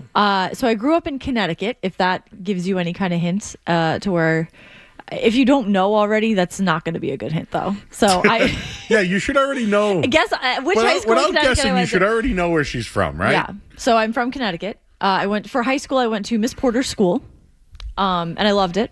Recommend it. And then for college, I went to Wellesley College in Wellesley, Massachusetts. Miss Porter's is in Farmington, Connecticut. I know. Yes. I went to many weddings at the Farmington Inn. Yep. Do you know exactly. that's one of the only places that serve hard alcohol and shots? Really? You- Wait, around Okay, there? when you go to a wedding, right? Yeah. Usually when it's Street Team Joe. Let me ask you. I know. Here I am now, going off track. Have you ever been to a wedding that served shots? Yes. Was it in Massachusetts? Yeah, I think so. No, see, I've never been to one. Really? No, Farmington Inn though. Oh yeah. They have interesting. Well, I was in high school, Joe. So I don't Street know. Team Joe. You ever been to a wedding that does shots? Yeah. In Massachusetts? Yes. This is going great, Joe. Why is that? You're not a fan of doing shots? No, I love shots. It should. You think they're just looking at me like, It's not a nope? thing. No, do you think when they just see me, they're like, no shots for you, bro? Maybe. The most recent wedding I was at, right when the reception was over, like you know how the bride and husband have like a specific drink. Yeah, it was a specific shot. But that's a together drink. Yeah. No, I'm talking. can't You go up go and up to the order bar one? and you say, okay. "Man, I want like 5, Yeah, whatever. green tea shots. Yeah." Interesting. But Skaz, you're saying it's normal. I didn't say normal, but I said I've been to weddings where that had happened. Yeah. Would you tip them, Joe? You gotta tip them. Yeah. Extra for because it's a Definitely. little painful to make shots. Yeah. All right. What do you think a a shot is at a wedding? $7? Is it? Are we talking open bar? Open bar. Okay. Well, yeah, but still, like, If shots you're can't tipping be them. free, right? Right. At an open Well, bar? Well, And I I guess feel like when it should be everything is open. Goes until the money runs out, right? Correct. Yep. Mhm. Or one- they just keep upping the bill. Like, One other thing I should mention about Lucy, if you don't know, Joe, she loves horses and has one. I do. wow. 2 horses. I did grow up in We Connecticut. didn't even I grew up- talk about that. Yes. I'm a big horse guy. Oh my God, I love that. Yeah, we My have 2 grandma horses. owns a couple horses. No way. Yeah, they were retired race horses. Oh my gosh. Okay, I love them. What are the names of your horses? Okay, so Princess Diana is Okay, one of that's them. awesome. The other one is Little Jerry Seinfeld. Those are not their real names. That's just what I call them. Their real names are Honor and Glory. They came with those names. They were rescued. There is a place in Connecticut. Shout them out to Connecticut Draft Horse Rescue. and they take in horses from all types of situations, many of them not great situations, and they save their lives, and then they're up for adoption. So we have over the years adopted horses, and then they pass away, and we adopt 2 more and just give them a good life. My dad does. I say we. My dad does all the work. But yeah, so we have. Wait, so do you ride them? Do not ride them. Okay. No, they're just pets. And what do you feed them? So a lot of stuff. Oh, if you ask my dad this, he will give you the tour of all the hay delivery in the barn. Oh, so we have a barn in the backyard, and all types of stuff. That's really a lot of what they get is a certain type of hay, and if they don't like it, it's a whole thing, and it's really funny to watch. My grandma will give her horses bananas, apples, carrots. Yes. Do they like pears? Yes. Okay, they love pears, apples, carrots. Pears. Yeah, all type. They love treats. Yeah, they eat better than. Oh yeah. Oh, and they eat first. Like their feeding schedule. Like, oh, what time are we? Or when are you, Dad? When are you going out to the barn? That's when we'll have dinner when you come in. Yeah, it's always that. I love that. What was the name of your Little Jerry? Little Jerry Seinfeld and Princess Diana. Oh, that's awesome. They're awesome. Little Jerry Seinfeld has one blue eye. Now, have any of the horses ever misbehaved? Well, they sometimes, and knock on wood, I'm not going to jinx anything. They sometimes get loose, and it is a whole ordeal because my dad has to find them in town and chase them down. It's a whole thing. Oh, what? They will go into town? Oh, yeah. No, it's a very rural town in Connecticut, but they'll run down the road. Oh, my God. It's a whole thing. But yeah, so it's if my dad's listening, he's probably going to get some kind of anxiety listening to this. But it is So, but not in a long time, which has been very good because they're great. They're very funny. They have character. What are your grandma's horses' names? Cowgirl and Brooke. Oh, I love that. Yeah, and they're both in their 20s. They retired racing around 3, but she just couldn't give them up. Right. And she's like, they're my best friends forever. Oh my God, I love that. Horses are magical. They're magical, Joe. I love that. I'm just watching you guys talk about horses. This is the horse hour, the Joe Show. It's wonderful. Do the horses eat the cores to the of the apple? Yeah. Yes, they do. They eat the whole thing. They would eat your hand if even the seeds. Oh yeah, yeah. And I always wondered about that because it's difficult to chew, but they seem to have no problem with it ever. But yeah, pears, carrots, oranges. I mean, I don't know if they like orange. They're a little finicky. We had a whole when it comes thing to on stuff. horses the other night, so this is. Oh, okay. I love horses. Oh, they're Joe. They are magical. And you know what? Again, I reference Half Baked the movie. Not sure if you've seen it. I haven't seen this one actually. It was he fed a horse, but the horse ended up being a diabetic. But it was a cop's horse. Oh. It died. And that's called really him a sad. cop killer. Oh God, that's sad. But oh well, technically he went to jail, and then they tried to save him by selling marijuana. Mm-hmm. That's why it's called Half Baked. And then what happened? He quit marijuana, and then he met a girl. Wow, what a movie! Jeez, that's typically that is how movies go. That's pretty much the story. I'll have to watch that. Maybe the second half of it or something. I love horses. All right, we got to go to break. I see Rich. I see Justin on hold. We're going to play in or out. Lucy has never played in or out before. Mm-hmm. We'll do that at the top of the hour. You don't mind hanging out a little bit? You're good? Oh, of course, fun? Joe. I'm having the time of my life. All right, cool. We'll take a quick break here. You're listening to 98.5 The Sports Hub. Sports Hub headlines. Mark.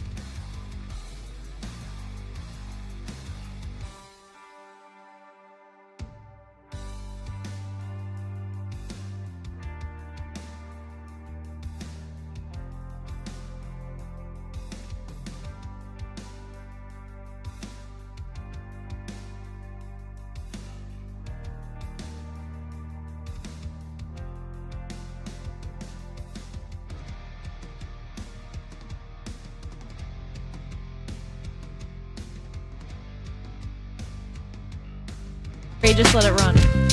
In my hip hop class, Joe, that I took, and I wrote a paper on the song because it was the first song that Eminem ever produced himself. So thank you for choosing that song.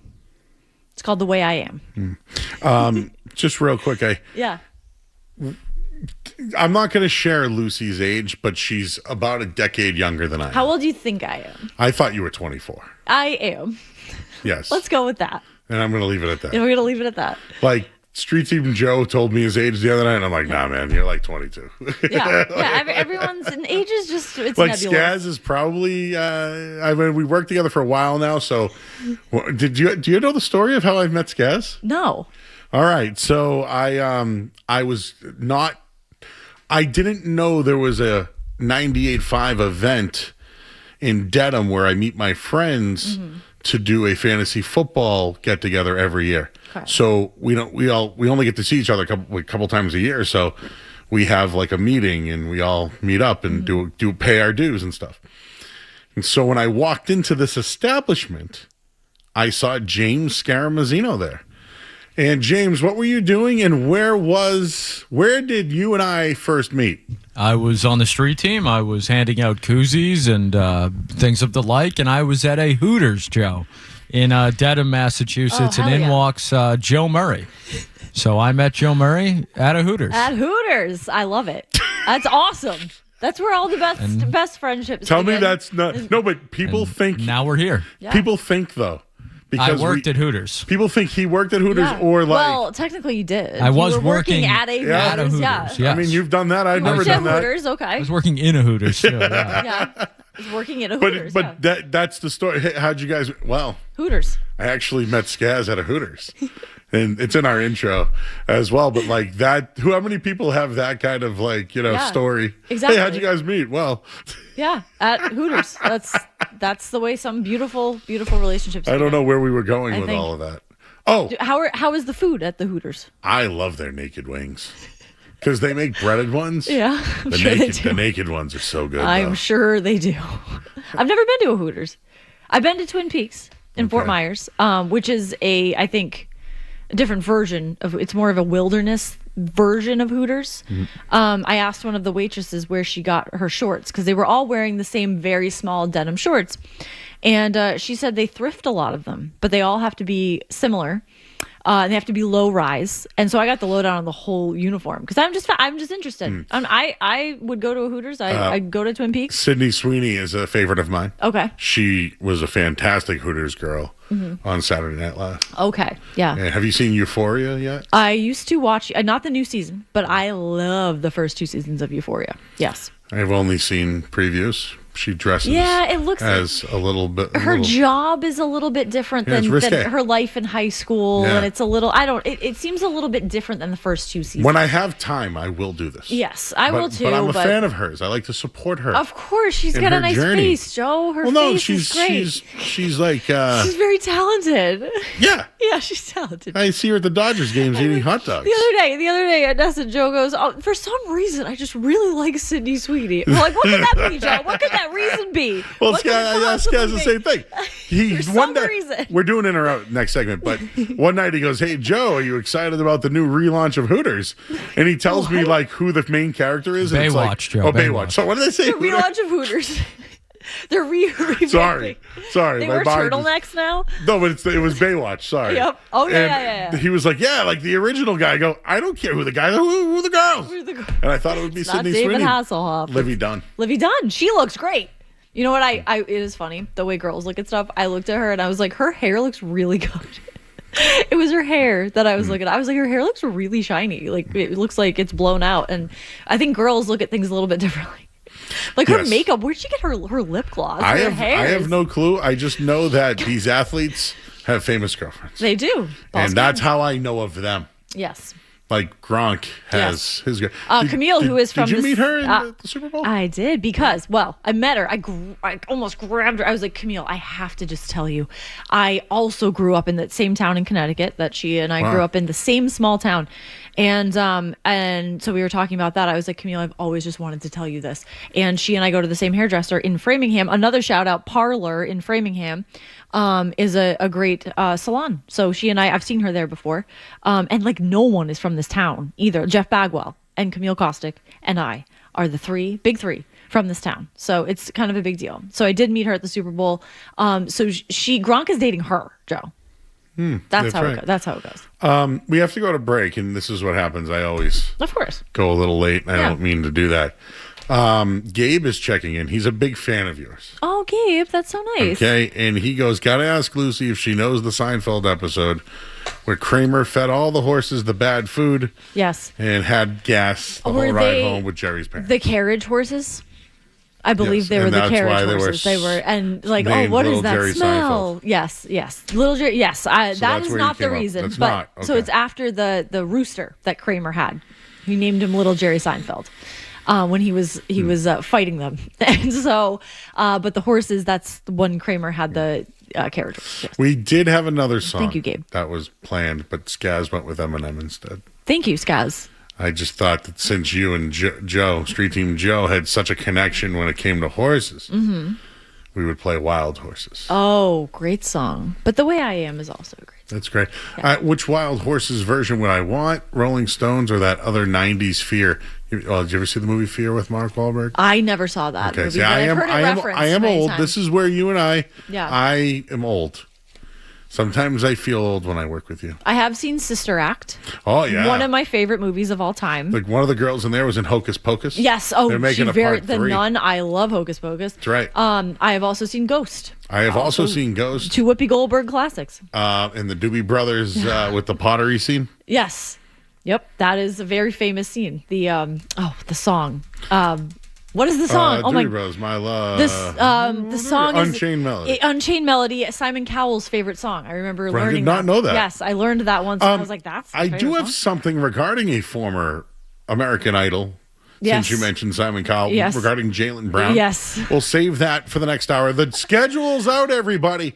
And Kyle Schwarber's at the plate. Oh, boy. What could go wrong? This hour of the Sports Hub is brought to you by Valvoline Instant Oil Change. Enjoy quick and convenient vehicle maintenance this month. Visit NewEnglandOilChange.com. You'll save 15% off your next draft or oil change at Valvoline Instant Oil Change, the official oil change of busy people. I'm Joe Murray. Guess what's next, everybody? In or out? And we're going to have Lucy Burge with us in studio next on 98.5 The Sports Hub. What's it gonna be, McFly? Are you in or out?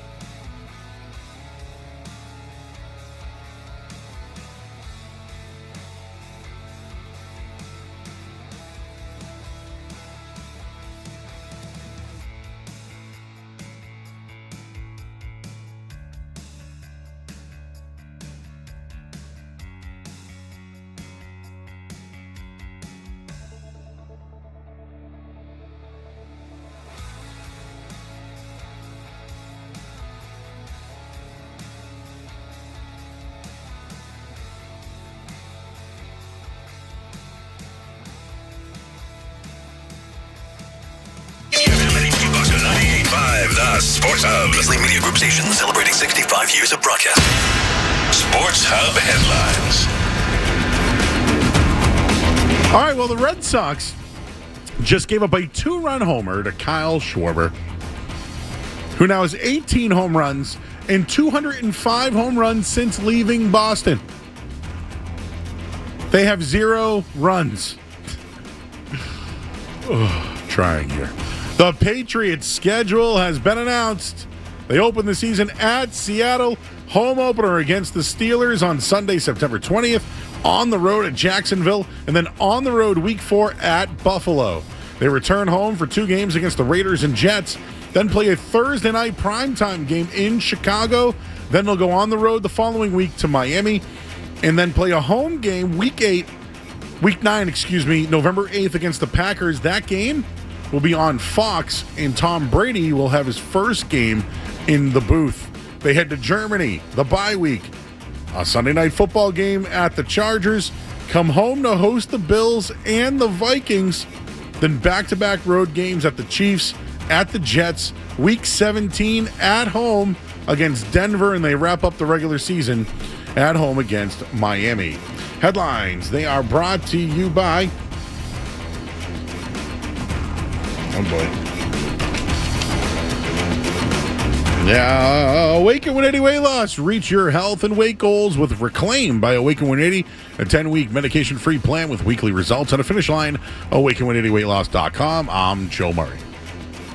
The Sports Hub. 3 legendary franchises on one legendary radio station.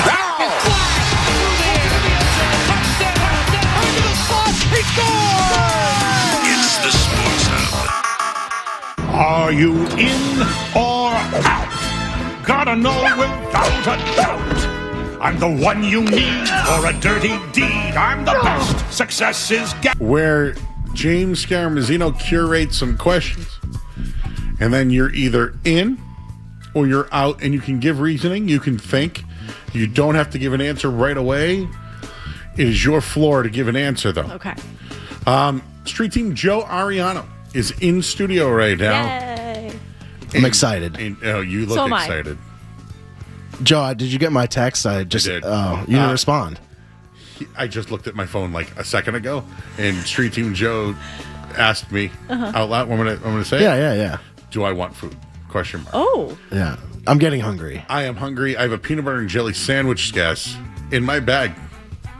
Why? Because Skaz eats peanut butter and jelly sandwiches. Nice. And I thought today, man, that sounds really good. Did you guys eat dinner before or after Nesson? After. I don't. Always after. Well, yeah, I come right here. I get there at 1 p.m., so generally after. I try to bring something with me, but I hit up Market Basket this week, and I got a couple tuna sandwiches. Oof. Ate them that day, and then I got some leftover buffalo fingers. Nice. It's real healthy. You know what I love? I've recently come to be obsessed with is sweet potato waffle fries. Put those in the oven, crisp them up. Also, one thing I tried today, so this is brand new, Dr. Pepper, 0 sugar, strawberries and cream. And it is delightful. It might become my new obsession. Wait, what did you dip the fries in? Nothing. No, nothing. You just pop them in the oven. Nothing. I am a very nothing girl. Like I don't put sauces What about a on hot stuff. dog? Nothing on a hot dog. You go hot dog naked? Here's the worst one. Nothing on a salad. Dry. What? No dressing. Well, if it makes you feel Yeah. better, when I have a salad, I don't have any of the lettuce, tomato, or onion. There you go. We could split it, and you can have everything else. Romaine lettuce is like my favorite. So I could thing. give you all the lettuce, and Yes. I'll take the I'll croutons take it. Yup, and and the no dressing. dressing. Wait, so what's your typical dinner? So those waffle fries lately, yeah, and Lately? like a chicken breast or something, grilled chicken and waffle fries. That's my latest. Listen, I want to play the game. Obsession. I I'm wanna- sorry. No, it's not you. Would you I'm looking rather? at Joe. Yeah, But if we're ordering food, what are you getting? I don't know. What's open at 9 o'clock at night right now? What was the Dave's Hot Chicken's open? Oh, I know, but that's a whole ordeal. I know though. a guy over there too. I can just. That's a whole Joe, ordeal. have you noticed in your time with Joe, he knows a guy for everything. No, he's always got a guy. He's had great connections with me every restaurant I've ever wanted to go to. Joe, I brought Joe into Lambert's one night, and we walked in, and the owner goes, "Hey man, try this chicken," and handed us 2 plates from the buffet. and we ate chicken and talked, and then he gave us hats and shirts. And then we left with calzones and subs. It was like being in an entourage. Oh, yeah, like that's in the Joe Lambert's. experience. He literally we had like 6 different fans of different ages, sex, all the everyone came up to us like, "You Joe Murray?" I love Lambert's. Joe's the best. He's the best. Well, thanks, Lucy. You are. All right, Skaz. Everyone's pumping each other's tires up over here. Should we pump yours up too? I don't need my tires pumped. Yes, you're the best too. You're like Tim Thomas over there. But we will start. We'll start sports as we try to do, and then who knows where we'll go. But a Thursday night edition, May 14th, of In or Out. We'll start with the Boston Celtics announcing earlier tonight that former Celtics superstar, it says in the headline, that feels a little leaning, but Isaiah Thomas is back with the franchise. He has been hired as a pro and college scout. Are we in or out on Isaiah Thomas finally back to the Celtics? I would say in. Yeah, why not? I mean, he is involved in a lot of high school basketball. I've seen he does the AAU circuit, so he's pretty aware of that stuff. I don't know if this, Joe, do you think this is just kind of throwing him a solid at the end of the day? They deserve to throw him a solid probably a long time ago. Yeah. I have a couple theories on this one. I'm in. To answer the thing. Okay. Don't take this as I'm throwing a shot here, but he's watched a lot of G League basketball and has played a lot of G League basketball. Mm-hmm. Maybe he knows the guys to watch for. So, that experience, maybe, he has an eye for that. The other thing is maybe they're looking for some good publicity right now, considering they don't have any good publicity. That's very true. Oh, we'll use that one tomorrow on Boston's Enter the Chat. We will. Ooh, I love that. Opening takes. Because why are they... Here's the deal. Why? They owe him a solid, and we're all in on it. It's a solid and the name. But why, though? Why now? Yeah, no, that's... And this is why I said I think Gronk got the Hall of Fame, because Adam Vinatieri should... But Gronk helps, right? It's Gronk. Mm-hmm. He recruited A.J. Brown. Gronk. Yeah, that's true. But I'm just saying it takes away from the Vrabel stuff. So it's a... distraction. Yeah. Just whatever. It's a thought. It's a thought to ponder. Sleep on it, and then tomorrow on Nessun. Yeah. Next. All right, we will stick with the NBA. We're all familiar with referee Tony Brothers. Well, Tony Brothers in the news because he may be running for mayor of Norfolk, Virginia. Are we in or out on... No. I don't even want to talk about this. You know why? That guy sucks. And you want him to be a representative of where someone could live? He shouldn't be the mayor of anything. I'm out as well. Out now. Isn't he known as, his nickname's like the Equalizer? Yeah, dude, all those the guys. Extender. Imagine Scott Foster running for governor. Yeah. Yeah, nothing sketchy going on here. Tim Donaghy's going for the... Out. No. Anybody. How about Joe What's his Weston? background in politics? Zero. What about Joe West in baseball? Out. If Joe West was your mayor, wouldn't that suck?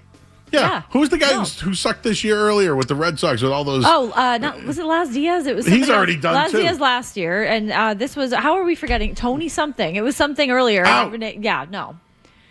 Out. None of these guys. I got one for you. Can I give you one name? Please. Ed Hockley. Remember the pipes? Oh yeah. Out. Oh, that guy was. He should be the mayor of a gym, maybe. Not of a town. Tony Brothers out. Is there anyone that could be though? That is a. In terms of a referee? Okay, so I said Hockley. That he's probably the most famous ref, right? Unfortunately. Yes. I don't even. Does he still officiate? I don't even know. His son does. I know. Yeah, no, I think he retired. As far as I. Whatever. He's got pipes. How are they all lawyers and then they call games? Most of the refs are pretty in shape, I would say. Yeah, no, because now they get airtime, and so they got to be jacked because they're like, I turn on my microphone and I'm like, everybody, this is the call. That's because they are on TV. So now they're all jacked and they're trying to out-jack each other. We reached an agreement with the refs, right? NFL refs are back full time. Yeah, I guess so. Kind of wanted some craziness. I'll never forget that Monday Night Miracle. I was on the right side of that one. Seattle, right? Seattle, Green Bay. I took Seattle +4 that night, and they had no shot of winning. But guess what? Here comes the replacement officials, and it cashed my ticket, baby. Boom! The RA angle. The ref angle. The wrangle is what we the call it. wrangle, yeah. See, I said it wrong, but you got what the I'm ref saying. angle.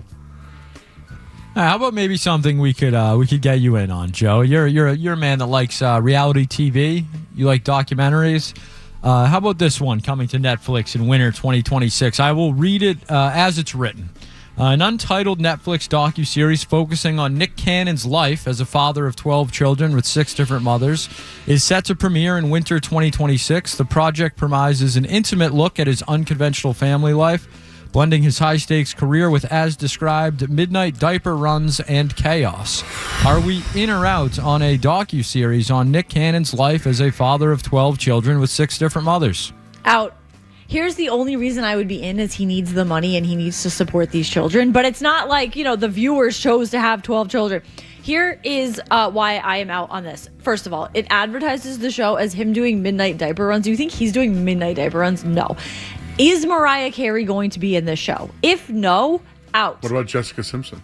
Was she? Oh, no, this is Nick Cannon. Yes. Oh, Nick Lachey. I was thinking Nick Lachey. He hosts another reality show. I think Nick Lachey. Out. He is the show. Out. He and his 12 kids are the show. Out. No, I am out on this. I am also in a tough spot when it comes to what Mariah does Nick Carey. Cannon do?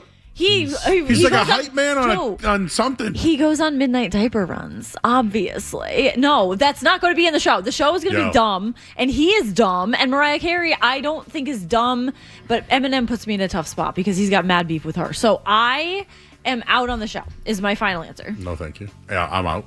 I'm honestly not too sure who Nick Cannon is. Okay, good. Oh my God. Is that bad? I have never Actually, okay, felt real quick. older. I know who Nick Was he a Nickelodeon? Like, didn't he own Nickelodeon or something? No, Wait, no, he didn't own it. That would be amazing. Imagine if it was Nickelodeon because of him. No.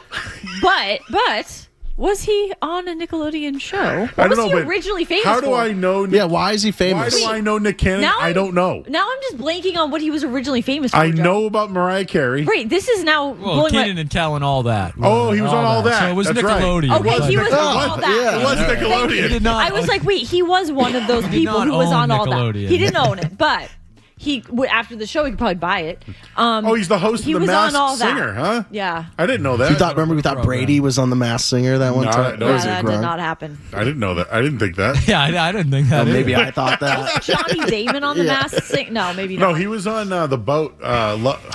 Lucy. Love There Island. was this show. No, it was Hardy's favorite show. Sorry, there, I Below threw a Deck. wrench into this. Below Deck. Yes, Johnny dude, that Damon show was on it. good.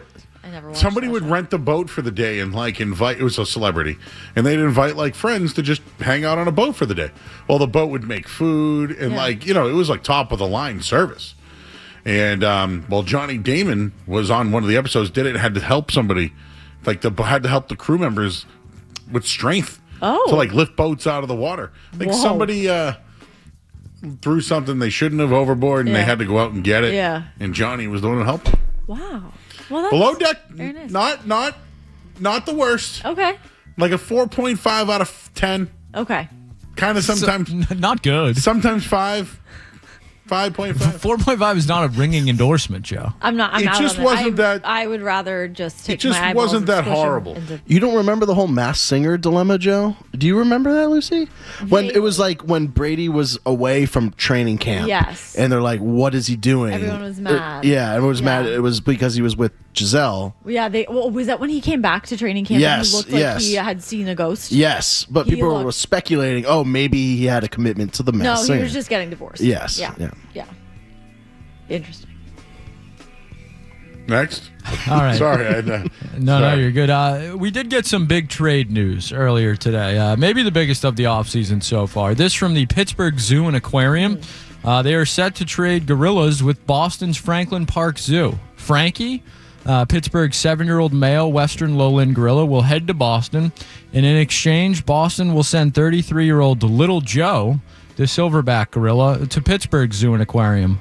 Are we in or out on trading Little Joe, the 33-year-old silverback gorilla, for Frankie, the 7-year-old male Western lowland gorilla? So just so I got it right, a 13-year-old, 33, a 33-year-old, yeah, middle-aged gorilla is going for a 7-year-old.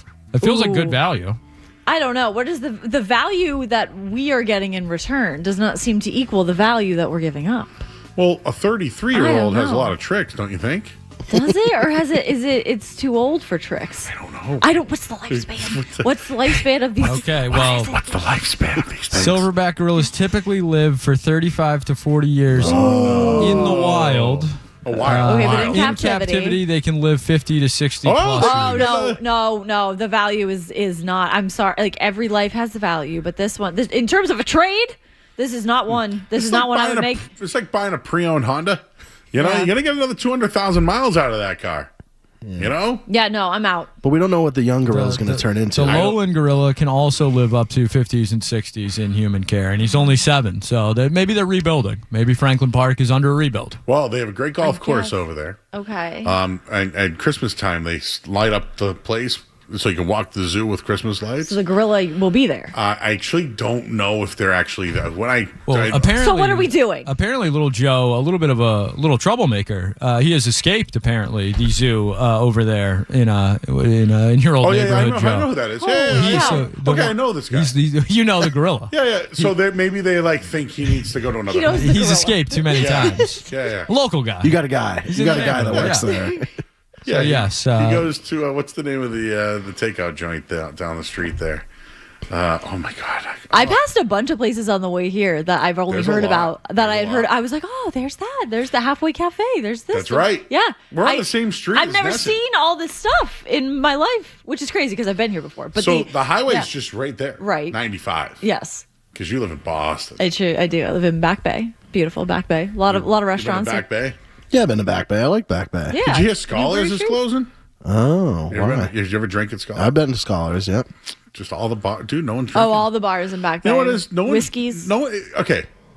We're still doing in or out, right? Yeah, sorry. No. I just wanted to make sure because I have a take. Yeah. I said that the dive bar is dying or dead. Unfortunately. But all of the bars we went to in Boston are dying. Yeah. Whiskeys. McGreevy's. Gone. I mean, Dylan's is still going, but I like Dylan's, but I that's more of a it's not a dive bar. What do you think that place is worth though? Oh, a lot. Okay, right? That's so what I'm trying to say. Not only, and this is, I don't know if this is a secret or if I'm giving anything away. There's Dylan's, and then there's Dylan's. I don't know if it's called this. Is what we call it, Dylan's Underground. And if you go past Dylan's a little bit toward the firehouse, there is a little alleyway. You go down into these doors, and it has, I think, D24 or something on the door, and you just go in there, and it's an extra Dylan's bar. Oh yeah, I used to hang out there and then walk into the fire department. Do they have good food? Oh, I love the firemen, and I always smile at them when I walk by. She goes to the bar across the street.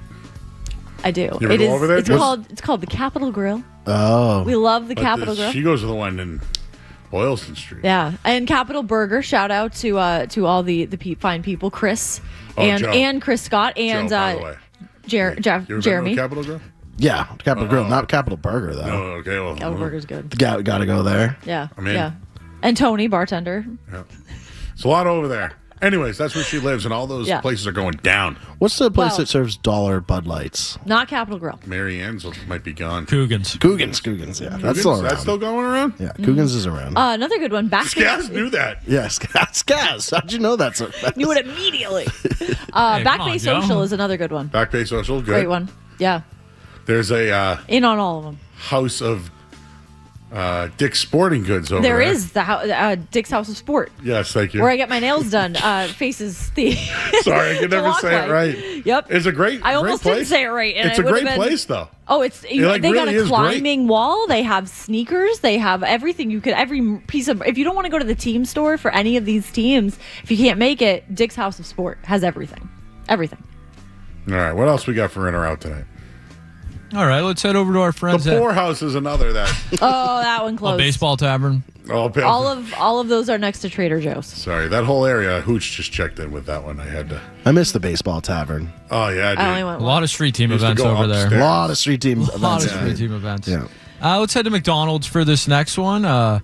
It is Tyler Milliken's final day with us tomorrow. We should mention McDonald's. We will see Tyler Milliken tomorrow night. I'm looking forward to that. But McDonald's is launching a creamy strawberry Coke. It is made with strawberries and cream-flavored syrup and cold foam.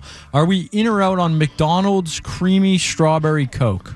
As a now drinker of the Dr. Pepper Zero strawberries and cream, I am in. I'm also in on cold foam because at Starbucks, the best thing they got going is non-dairy cold foam. Question though. is Tyler Milliken, the great Tyler Milliken, is his goodbye party at McDonald's? I'd say they're in the 99. Yeah, I think. Holy cow. I don't know what the plan is. I don't know if there's actually one, but I just feel like when That's you mention iconic. McDonald's in the 99, you mentioned Tyler He's going to have Milliken. his party at like a booth at McDonald's. Do they sell booths? I haven't I been mean, to I can call I haven't been to Ronald, McDonald's. you in a know. long we time. can Ronald himself. You know a guy Maybe at Grimace. McDonald's? Maybe we can get Grimace to show up. That gorilla. Actually, I do know a guy at McDonald's, and it's Jason Tatum's McDonald's. Smitty. It's actually, you know what I'm talking about, Smitty. right? Smitty, yeah. And he, it's funny because when I placed an order and he recognized my voice, but I said, "Can you tell Jason pipes. Tatum?" I said, "Hello," but yes, it's the one near the IHOP there in Brighton. Oh yeah, no, the Right. What is where that the called? Starbucks that Soldiers closed. Field Road? Yes, there's a Staples, there's Yep, the they have a McDonald's. little- So at my first days at Nesson last year, there was a sign outside that McDonald's that said "Get well, Jason Tatum." Yeah, that's his. Yeah, that's that one. because they're friends. Oh, duh! What That's am I his saying? McDonald's. Okay, yeah, and I would So see it that's every the day. McDonald's guy now. And I would look at that sign and I think, man, I love this city. It's Yeah, just everyone's united. That is Jason Tatum's McDonald's. I love it. Okay. And I visit It all there makes sense frequently. now. Do you know a guy at the 99 too? I'm sure you do. Yeah, we got Smitty, our buddy. He's a chef. It's unbelievable. What about I mean, Applebee's? just name a place and, no. and Joe name the guy. Uno's? Yeah, they closed, but yes, I did. You did Yeah, know. the guy who started Edible Arrangements down the street. It was Oh, I like edible. Edible ones. Arrangements is good stuff. Yeah. Yeah. I still can't get over this Dr. Pepper you're talking about. Oh my God. is this good? Strawberry? Would you drink this, Joe? Well, I don't drink soda anymore. I know. Well, It's Would I, Dr. though? Pepper Zero. Would. yeah, would you? Yes. Instead of in or out, It's would good. you? Well, I was gonna go for the Dr. Pepper Zero coconut creamy whatever, but they didn't have it at Target. So diet the diet one. So I got the strawberries and cream. You know what I got recently? A refresher from McDonald's. How was it? The Dunks ones are solid. They're actually making a now. I don't know if because I know we've talked about the Red Sox stuff that they have at the games, which is fantastic. And by the Yes. way, they're threatening right now. They are threatening. Yeah. They just need a hit from Trevor Story to really, 3-1. Yeah. threatening. Do some damage here. But I guess they're making a 32-inch barrel or 30 Bucket. The bucket, drink. yeah. I need it. I mean, you gotta have it. It looks amazing. But listen, They have the refresher bucket and they have the iced coffee bucket too. So I used to love iced coffee. I don't drink coffee anymore. I don't drink coffee or soda. Okay. I try to stay away. I mean, I'm drinking a Celsius right now because That's definitely better. I love my friends at Celsius. But I would say that sometimes you can try different coffee. I feel like McDonald's is pretty good coffee. Oh, okay. This is my whole thing. McCafe coffee K-cups, amazing. Amazing. Yeah. And Also, they are cheaper than they're some way of cheaper. the other outlets. They are, and they're great. What's it's the Arctic Freeze. Arctic Celsius. Freeze, yeah. I love like that flavor. I passed on that one today. I love it. So, well, when they were partners of the station, maybe we'll get them back, but we have a Celsius fridge back there. Ooh. Do we still have any in the back I have room? not looked, Joe. All right, I'll make it my mission. Maybe there's an Arctic freeze for her. I don't know. Maybe What else there we is. got, Skaz? I know I'm running late here. Yes, we'll head over to our friends at Fritos for this next one. As most companies are these days, everything is being pickle infused. So Fritos have announced dill pickle flavored Fritos. Are we in or out? I am in as hell on these. But I told Joe this the other day. I have realized, I always thought I love pickles. It's my favorite flavor of stuff. I love pickled chips, but it's not the pickle that I like. I actually don't like pickles. I just like dill. Like dill as an herb. So dill pickle chips. So I bought a thing of dill as an herb and I just put it on the chicken, not the fries. All right, so you do put something on the chicken. Sorry, Yeah. and not a sauce, but it's like I sprinkle like dill on the chicken and it's amazing. So I'm in on this. Dill Fritos kind of, that would actually be heaven. I love Fritos and I love dill. I've never tried dill by itself. It's good. So good. It just tastes like so pickles themselves taste different than the dill a little bit. So pickled chips to me taste like a Big Mac or like a burger with like pickles on it, Okay. kind of thing. Yeah. So it has that kind of flavor. But the actual pickle, I don't really like. I like the dill. Oh. So I'm in. Long story short, I'm in. Joe? I don't want pickles on my chips, but I'll eat them. Really? But that little refresher they made of the smoothie, Oh, yeah. pickle out. Yeah, I don't think I could do that. Yeah. Ew, it's like an ice.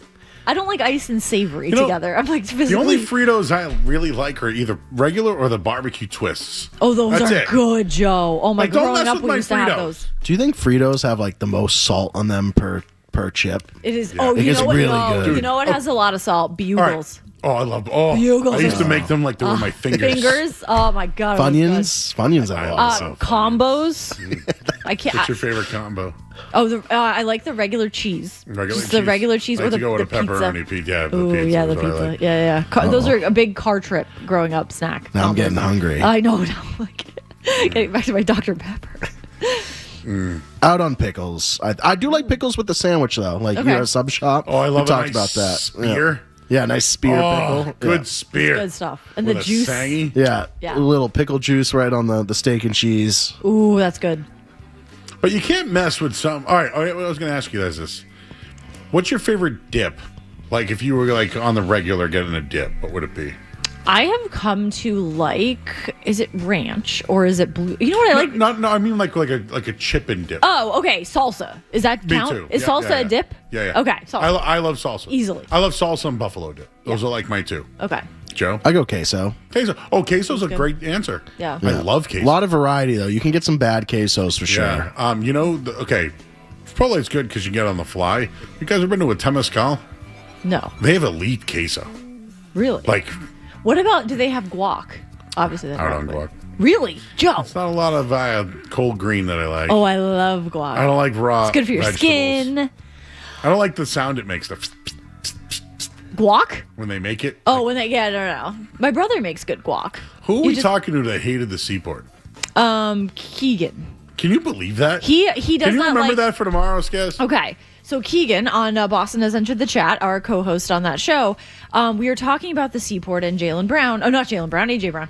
And he said that he not even doesn't like it. He was like repulsed by the Seaport because it has no character, he says, which is true. I have seen TikToks where they rank different neighborhoods in Boston, and they say that if you live in the Seaport, you have to trade off because it doesn't have character, but it's a little walkable, and the apartments are really nice. Living in the Back Bay, I live in a brownstone, and there's a lot of character. So that's why he doesn't like the Seaport. Not only that, he just kept saying that it sucks. Out. I wouldn't turn down one of those condos. I would love to live there. It's not doesn't. What's the seem best place to eat in the Seaport? I think that whole Ocean Prime. Oh, God. It's kind of like starts at Ocean Prime, but across the street is Davio's. Davio's. That And was then my easy answer. Everything goes that way. Shout out Steve DiFilippo. Davio's is a masterpiece. It's awesome. And then there are other good ones. Like there's that Cisco Brewing that's over there. Then you can go like traditional like King's. I want to go out to eat with you guys. I feel like you guys. We gotta go to Davio's, Joe. Well, I'm in. Yeah. Oh God, is it good? Lucy, have you steered me wrong? Have I steered you wrong yet? Steve DiFilippo basically threw me a birthday party last year at Davio's. must He heard I love was you. coming, and he was like, "Here's every dessert we have." I was like, "Jeez, I always hear them on the Awaken 180 commercials Yes. on the station because they have a menu. They have the menu. And I'll shout them out. Anything else, Gaz, before we go? That is going to wrap up a Thursday night edition of In or Out. What are you doing back there? Nothing. I'm watching you guys. Nobody's What are you up to? I feel like You someone's enjoying the texting show? you back there. I'm just doing pressing the buttons, enjoying the show. Have we heard from Jeremy yet about the schedule? I've got a couple texts from Jeremy regarding have? the schedule. Yeah, of course. Can you because like again, I feel like it's going to be a long season. I work all the games. No I Christmas. know. I listened to you. No Christmas or Thanksgiving. It's Big a huge win. Big win. But 5 primetime games. You know what that means? Games are at 8, goes until 11 midnight. You're not gonna be sleeping, and then we Joe. go all night. Yep. And then you're gonna go all day. Boss says up to the chat. That's Wait, what time do you get out when the night game? So 3 hours after kickoff. It's like 2 a.m. Oh, So if a game ends at midnight, I'll still be on Xbox though. You can game with Scott and I. thanks. Maybe I should make a text chain with. Well, We have one already. No, it's funny. Yeah, we do. You know what's funny? We have not commented on Mark Dundero's video. Yeah, we got to get to it at some point. I wonder if does Lucy know what we're talking about? I've seen many a Mark Dondero video, but I haven't seen this one. His newest music Well, video. can we show? Oh, can I- good Lord. Can I show it to you during the break? Yes, please. We're all in it except for Street Team Joe. No, you're not in Wow. it either, Lucy. But. No, that I wouldn't imagine I would be. All right. Well, we got a lot going on. The Red Sox are still playing. We'll take a break. We'll get caught up on everything. You're listening to 98.5 The Sports Hub. You're listening to Joe. You're listening to Joe Murray on 98.5. You're listening to Joe Murray.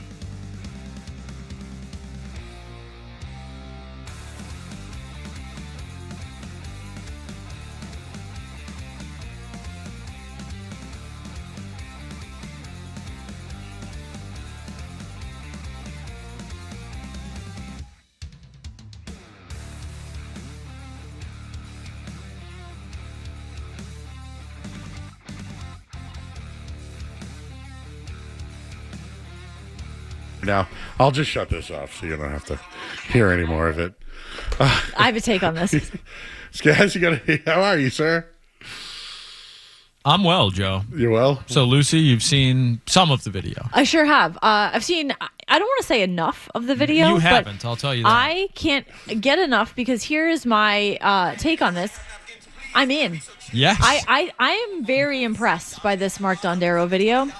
The lyrics, the beat that he's also created a montage that probably took hours to put together, to go through footage to find the exact footage I'm looking at right now that is buried. I am blown away, to be honest, by this video. Bravo, Mark Dondero. It's 10 out of 10. 10 out of 10 for Dondero for this video. The thing is, and I like Dondero, but I want to know if I should be crediting Mark Dondero or if I should be crediting AI for most of the work. Oh, this is very true. I just mentioned finding footage and I realized AI exists and I should have. Was I duped? I think you may have been duped.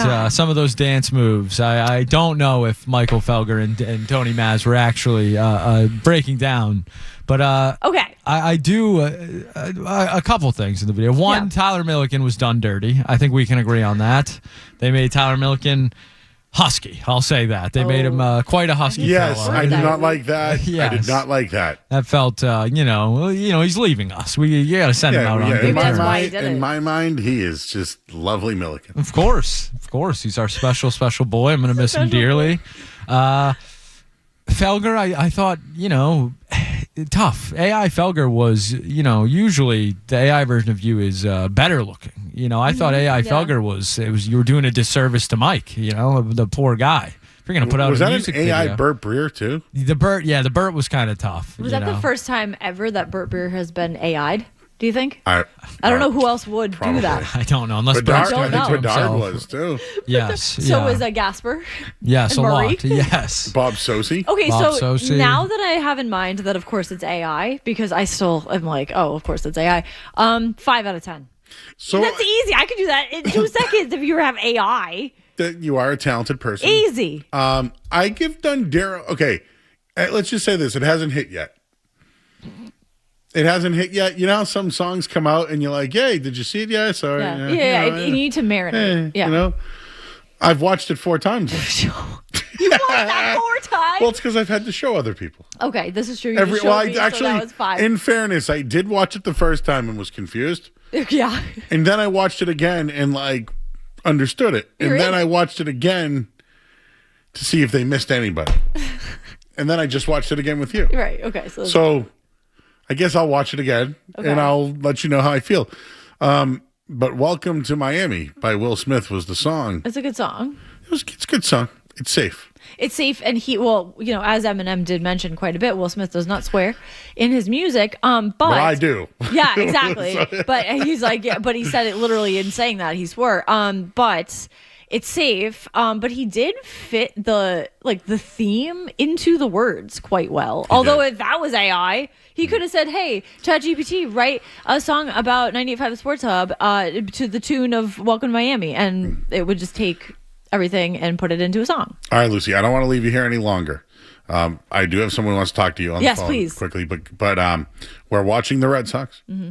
They've had multiple opportunities to hit and win again. Sure. And I just wanted to bring up the Trevor Story. Went 0 for 4 tonight with 2 strikeouts and an error. And he is the second worst player in Major League Baseball with a 32% strikeout rate. It's not great. While we're watching, Jarren Duran has the opportunity to perhaps hit a 2-run home run, tie the game. Okay. Things like that where you look at the guys in the league of all of Major League Baseball who are batting under 200, and Trevor Story's right above that. So there's that. So the game is over. Red Sox lose 3-1, everybody. They had multiple chances tonight. This might be the DFA story night. Something's going to happen tonight. This could be it. This could be it. So they showed a shot of Roman Anthony actually sitting next to Jarren Duran in the dugout, and they looked really frustrated to me. It looks like there is a point. It gets to a point, Joe. If you look at Mickey Gasper, they look really, really frustrated. My takeaway is that. Can you believe Trevor Story made the error? Oh God! It's. I think guys. I don't know what else we need to see about Trevor Story. He is not part of the solution. I'm going to introduce you to Justin from Lynn. Lucy, hello, Justin. Justin. Hey, Joe. I have a thought on the Patriots schedule. Yeah. I have them at 10-7 win total this year. Nice. When I did the interview with Tom Curran, he's in the same area too. Nice. Yeah, he said it 10-7 too. And the Red Sox just lost. Thank you, Justin. Appreciate you, bud. I do appreciate him updating us on the Red Sox game. He calls in the Nesson. Yes, he does. That's how I know who yeah. is Justin from Lynn. I'm with Justin and Tommy Curran, 10-7. Okay. The big three. Should we do one more call? Yes, Goodbye? please. I love calls. Okay. Please. Petey in Essex. Petey. Joe, I wanted to talk to you about the Patriots. Just get your thoughts on the schedule release. Number one. Number two, you never answered my question yesterday about the trade. And then we can clarify why Crawford wanted the ball. I got more insight on that. Oh, why do you want the ball? So he grew up, obviously, going to Fenway when Carl was playing for the Sox. And he actually did an interview that I happened to see before the series started. He talked about how important it was for him to want to hit a home run at Fenway.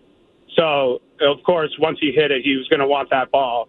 But my question for you still is if you thought that was a fair trade. Once again, it was the signed baseball bat that he hit the home run with. Yeah. Two signed baseballs. Tell Lucy what the deal was. So his friend caught the home run from Oh, really? Crawford's kid. My boss. Yeah. His boss. Boss, okay. He was there, Yep. and his boss caught it. And what did they Everyone offer was out of town. From out of town they came, and I was the only one from in town.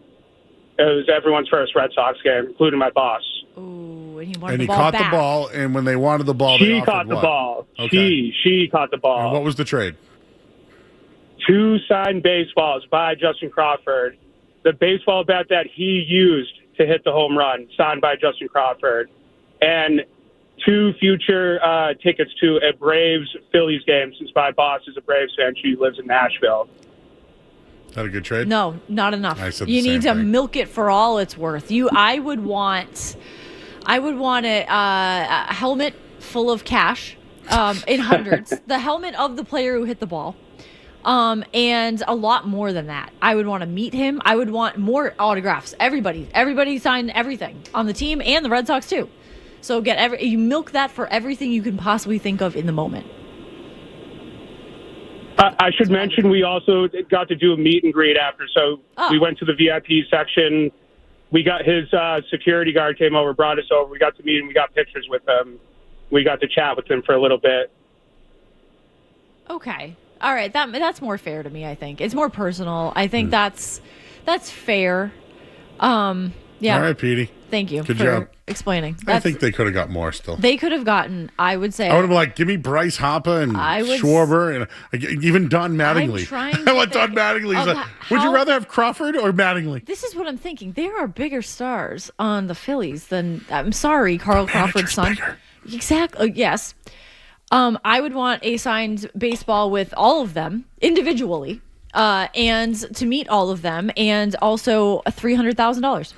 I would love that. You can just ask for cash. It doesn't have to be to meet the player. It can be, I want $500,000. Let's see what they say. Just why not? Try it. Trivia question for Yes. you. Who has more goals at home? More goals in runs? Do the Revs have more goals, or do the Red Sox have more runs at home this year? Both of them have played 12 games. Since you're asking this question, I'm going to go with the Revs. The Revs have 24 goals in 12 home games. The Red Sox have 21 runs in 12 home games. It's getting rough out there. As they put up here, they're 8-14 at home this year. Yeah. Well, we might get Papelbon tomorrow on the show. We might. I'm looking at him right now. He looks great. Look at that jacket. I'd like to get Jim Rice in there and let him teach a little something about hitting. Jim Rice is an icon. Style icon, baseball icon of a person.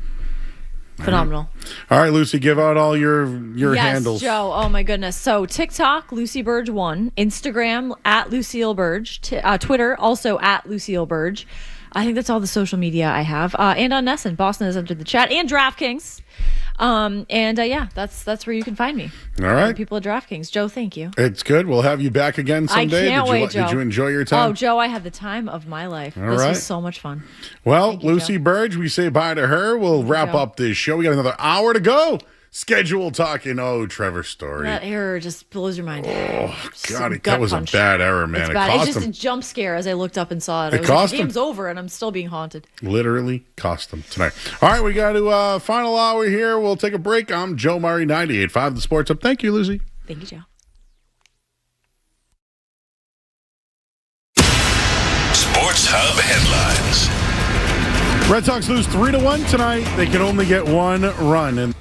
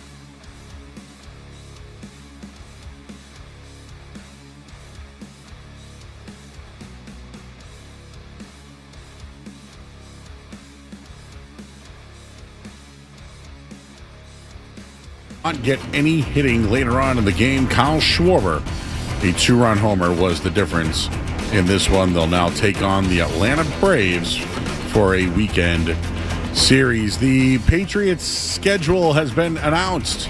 They'll open the season on Wednesday at the Seattle Seahawks. The home opener is against the Steelers. They'll play their first AFC East game at Buffalo in Week 4. They'll go on the road in Week 7 at Chicago for a Thursday night football game. They'll play in Germany against the Lions. They'll have a bye week, and then we'll be at the Chargers, host Buffalo, prime time against Minnesota, then on the road at Kansas City and New York, Week 17 against the Broncos, and they'll wrap up the season versus the Dolphins.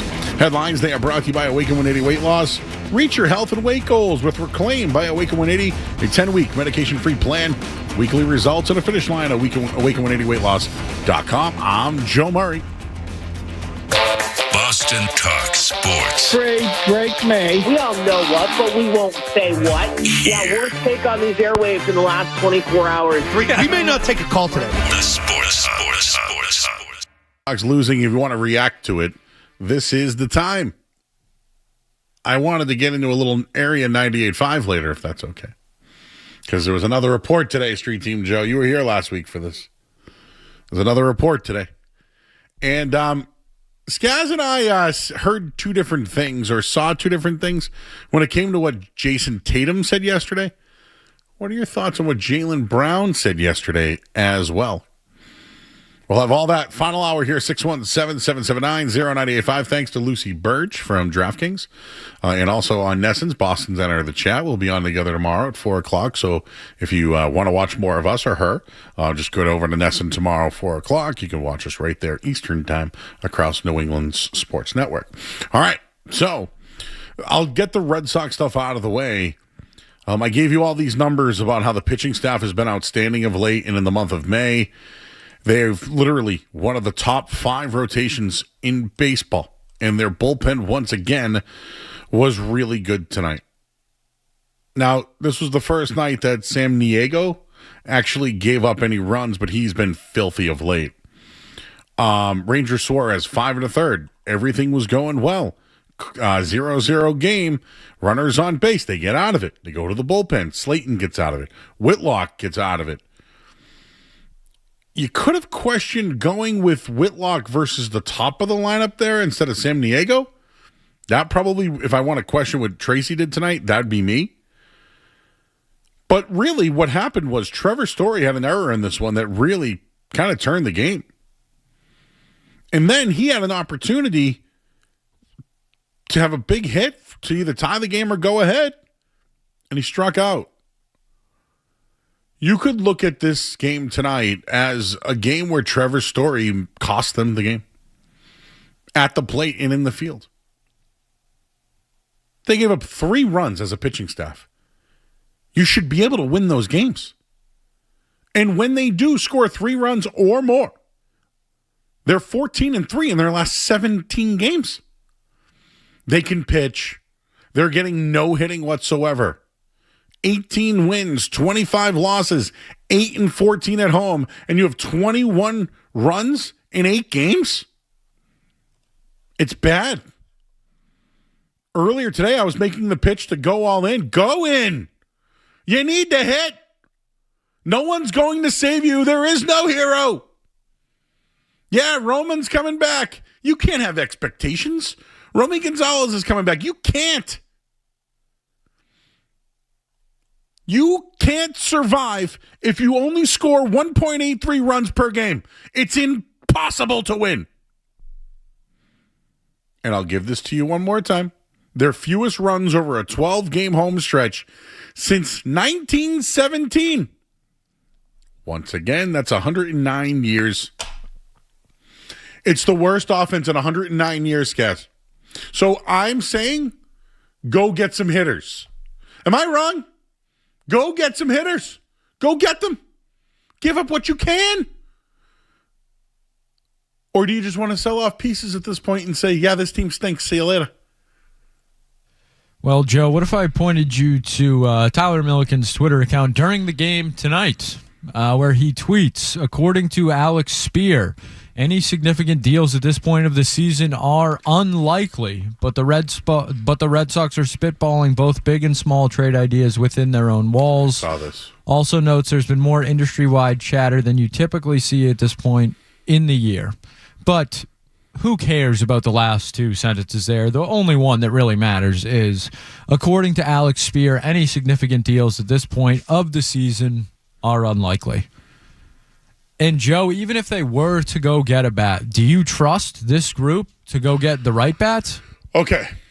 You're right to ask all these questions. Are they going to send out another James Tibbs and Kyle Harrison? So that's that. Them saying they're not going to make it is probably the right approach. It's more me panicking and you want a summer, Joe. I don't blame you. I want them to just be able not to suck. I just hit not be a joke. Just hit a little bit. Don't have the least amount of runs in 100 and something years. I'm not asking for a player to hit 20 home runs. 20, Joe. I just want like 10. 10. That'd be cool. Just 10. And I know the bar. I know it's low. No, the Boston Red Sox don't have a bar anymore, and that's kind of the worst part of all of it. None of this is a shock or a surprise. So, do you see where I'm like where I'm trying to kind of say is like they're wasting this pitching performance that the league dies for. They're wasting it. It's being wasted. Like Bronxdale, wasted talent. You know what I'm talking about, Joe? No? Oh, God, no. Really? You haven't seen a Bronxdale? Oh, no. Oh, no. He's calling you Unk. You never saw Bronxdale? The working man's a sucker? No? Dude, we got to talk to your dad. Mr. Ariano's shaking his head right now. He told Street Team Joe he's on his own tonight. Yeah. For dinner. Oh, you're on your own for dinner, and now you have nothing. So what we going on the way home now? What's open? Anyways, my whole point is this. I know we could get off on a tangent, but let me just, these guys, they're wasting quality pitching. It's what they built the team on. They're so horrifically bad. It's the worst offense in 100 years. Like, you know what move we should start with? Trevor Story. Put Durbin on the IL. Don't even send him down. Just give him 10 days to just go somewhere else. And I would DFA Story today. Unless somebody wants him. Just a guy that can pitch in the major leagues. Just a guy that can pitch. Low bar. But if you're not going to make any significant moves, you can't have the left side of your infield making errors and hitting under 200. They are literally playing with one half of the field. And I think so there's a couple ways to look at it, Joe. And I think from a fan's perspective, the most frustrating part, or at least for me, is that I have no idea how the Red Sox are looking at it. Because part of me believes that the Red Sox look at what they're doing, the pitching staff and, you know, the underlying numbers under the hood, as they like to say, the nerds, the under the hood statistics there, and their pitching has been very good, elite even for stretches of the season, and their bats have been awful. So do they look at it and say, well, the process is kind of working on one side and not working on the other. The results are there for the pitching, but they're not there for the batting. Like, are the Red Sox learning anything? And as a fan, that's what I'm afraid of now. I don't know if the Red Sox know that, like, wins are good, because all they care about is the process. They don't care about results anymore. They're more worried about saving money and making sure the computer's telling them that what they're doing is the right thing. Well, that point right there is why they are where they are. I prefer results over the process. The Red Sox prefer the process. That's the problem. Yeah, yes, it's almost as if, like, we saw a kid at the basketball court and he was nasty, but he's never played organized ball. Oh, boy, dude, you got to see this crossover. And then we put him on a 5-on-5 and he sucks. It's almost like I'm trying to just use Or like this guy can throw 100 miles per hour, let's say. Can't throw a curve, but we'll get him in the camp. We'll get him a curve. We'll work on it. They just don't. The guys aren't ready to go. They aren't ready to go. But I really think what's hurting them the most is the veteran players that they relied on or the moves that they made. They're failing them. Trevor Story's failing them. They relied on him. That's their fault. They relied on him. They relied on Jarren Duran. They're relying on guys that you just can't depend on.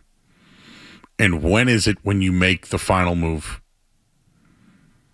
Trevor Story, if you DFA'd him today, you would never have to think about it ever again. You move Marcelo Meyer to short. You can have a little bit more flexibility at second base with Monasterio and whoever you want. Maybe you just put Caleb Durbin in the IL for a little bit. Bring up Sogard or somebody else to play third. Or Monasterio over there. Can't wait, Joe. No, but like really though, I'd rather. No, we have Nick Sogard to look forward to. I would rather Nick Sogard than Story right He's now. going to run hard, Joe. At least, But when like you need him to that's tag what I'm up. trying to say. Is like I know he's not going to help, but just when you got to pull the Band-Aid off. He's going to dent the ladder again. Oh, yeah, yeah. he dented the ladder. But dude, 5 runs in 3 games. It's the 12th time in 43 games they've been held to 1 run or less. They suck. There's no other. They're a bad baseball team. They're bad at baseball. They can't hit. They can't hit. And guess what? The fielding's been better and their pitching's been better. Trevor Story looked great in the field today. But I think it's him. He sucks. I think it's him, and I think it's Durbin, and they suck. The Durbin's okay fielder for a little Yeah, guy. but the ones, what's he batting now? Yeah. No, He hit a double no. tonight, Joe. Wow. Over 200, I think. Get out of here. I don't know. 172. Yeah, he's Mendoza, the new Mendoza line. They dropped at 80 points. Is there a team in the league that the left side of their field is batting under 200? Like even the outfielder. Yeah, all 3 of them suck. Like literally. The whole left side of the team is useless. It is. The whole left side of the field. Yeah. Like, useless. You're playing a game with half the diamond. That's the Red Sox. Half of their diamond sucks. And I know, like you said a little while ago about, hey man, the processes and this and that. You're right. That's how they started the year. But like now, you know how we talk about like adjustments during games or seasons? But do they know how to fix it, Joe? Well, no, do they even know how? No, they don't. But DFAing Trevor Story is a start. Like thinking it's going to get better is a problem. What you like? Is he a nice guy?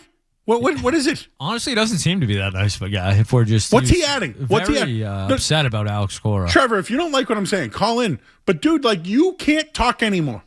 You suck. He likes to talk though. No, you can't anymore. But he's a leader. Joe. You can't speak when you suck. You can't speak. You suck. No speak. Should I do the No Doubt song? Don't speak. You're hitting under 200. You can't hit a double. You gotta be DFA'd. So Story number 1 gone. Yes. Get him out of the room. I would co-sign that. Get him out of the room. And I would say, Durbin, you dude, this weekend, if you don't produce, buddy, we're gonna put you on the IL Monday. We're just gonna let you just go to Tijuana for a little while. Is that a place? I think it's a place, yeah. Sounds just nice. Get away. And then just, I don't know, you put Marcelo Meyer at third and you at short. You bring up Sogard or Eaton or whoever you want. Put Monasterio at second. And you just, and does it make you better? Does it make you better in the scope of it? Yes, because I don't have to watch it anymore. They'll still suck. I don't know what they do about left field, though. I don't have the answer for that. Maybe Roman goes back on there? Well, if his arm, if he ever picks up a baseball, swings a bat again. But I will say this, as much as they screwed up with the processes and everything, I'm mad that they went and got Sonny Gray and Ranger Suarez because they had Connolly early and Tolley. But in the end, Sonny Gray has been a good pickup, and so hasn't Ranger Suarez. And how much has it mattered, though? It means nothing when you can't hit the baseball. And this is why I'm saying, do something, please. And I know Alex Beer must have been listening because he must have been like, "You guys can do anything, man." Nope. No. DFA Story. Do it. Send a message to the clubhouse that you want to make it better. He's not helping you. I don't have any issues with Story besides the fact that he sucks at baseball.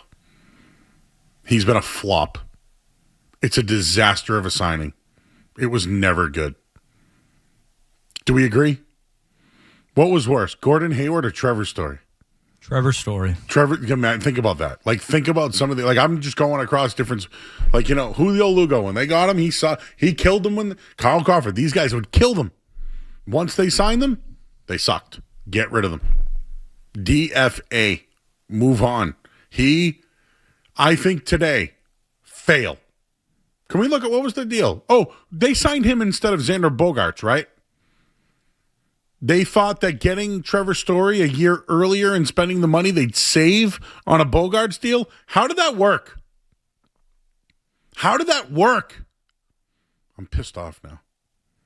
You believe they did that to me, Joe? Here I am, trying to say that they have good pitching and need hitting. And I'm going back years ago now to all their screw-ups. Trevor Story, huge flop. Huge flop. You lost Xander Bogaerts for that stiff. What a flop. DFA. Done. Well, the schedule's out for the Patriots, if you want to talk about that. 617-779-0985. DJ Tully is reaching in. This just tells us one this, Joe. Whatever that means. Breslow doesn't get the responsibility of making a trade. He's gone. He's a dead man walking Green Mile style. You ever seen Green Mile, Joe? Breslow, dead man walking Green Mile style? Okay. We'll look at the... Did you just look up the contract? I didn't know what you were doing back there. But I would just like to say that Trevor Story, that contract... Trevor Story, 6 years, $140 million. And he got the extension, right? Is that part of that too? So $25 million in 26 and 27, and a team option for $25 million in 2028. Holy! So wait a second. Trevor Story has this year and 2 more remaining. Club option in 28. This is 20. So this year and next year. How much? 25 this year. And he has a player opt out. I would imagine he won't do that. And then he has 25 next year. So realistically, he has $25 million this year, and then let's call it $15 million right now left, probably. So right now they'd have to eat $40 million if you DFA'd him. And I don't even know what that's a club option. You said third year, so that doesn't count. They'd have to eat $40 million. And dude, Yoshida's 18. That's $58 million right there. Oh. The lineup is destroyed, guys. Like, there's so many questions about Roman Anthony. I don't know what Marcelo Meyer is. Ceddanne Rafael has been good, but, like, is he consistent? Jaron Duran, I'm done on. Cassis, I mean, dude, Campbell can't even hit in Worcester right now. Is this group even good? I think I'm having a crash out right now. Watching Kyle Schwarber hit a home run again.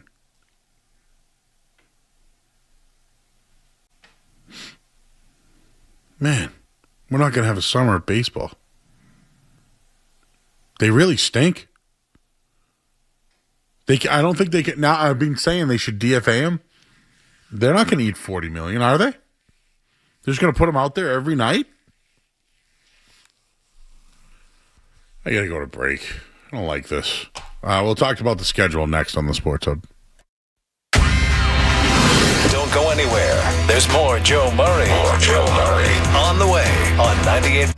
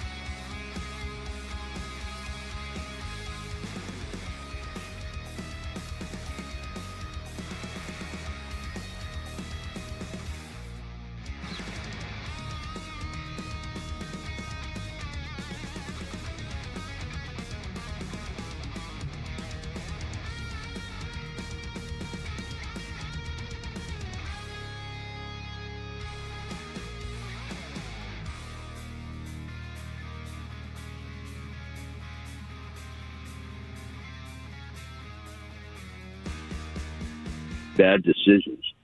We have to make sure that why is Story not good? What's going on there? We have some injuries. We're not in shape yet. We don't want to make the Pete Carroll, Mookie Betts mistake where, Carroll goes and wins Super Bowl and Betts becomes best. And it's careful and coordinated reaction, not emotion, but analysis, like you're saying. Joe, remember, you can have all the money in the world, and I knew that the poorest guy in the world, all he had was money. So it's not the money, it's decision-making and what to do with it. Like you brought to our attention, if they're not getting the right players with the right money and not the commitment, and they're tying their arms behind their back, we got to fix it. Hey, Carl, real quick, buddy. Let's just talk for a second. How are you? How's your night? All right? What do you say about that? I can't hear you. I said, how's your night? How you doing? Awesome. I'm at the park on Court Street Town with my cat Triple. I just sprayed him and brushed him. It's beautiful. Yeah. All right. Your phone's a little muffled. But I thought I heard you say if they move on from him, he's going to go better elsewhere, so that's why they should keep him? Is that what I heard?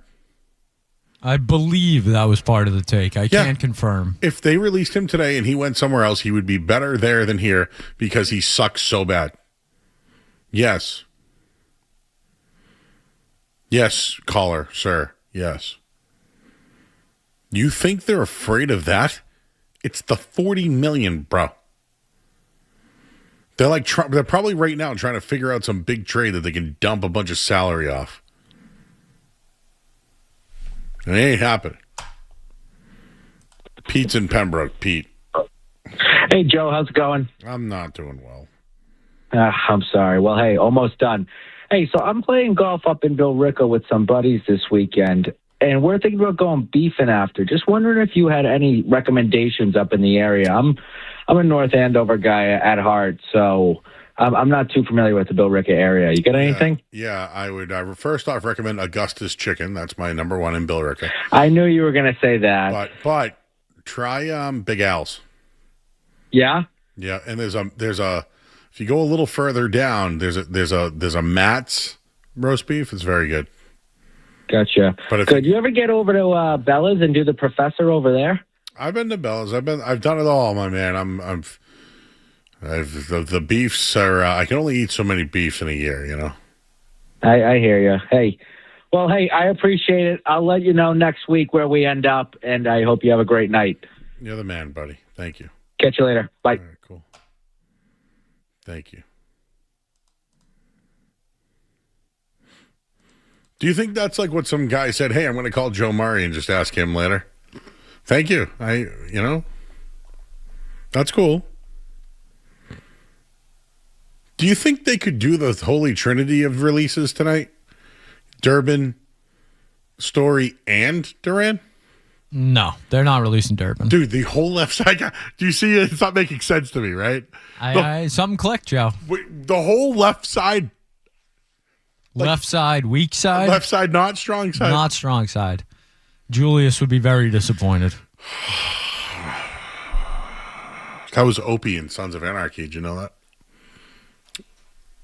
I'm sorry? The linebacker that Gary Bertier? Yeah, he's. You ever see? Do you ever see Sons of Anarchy? I mean, I feel like I saw some of it.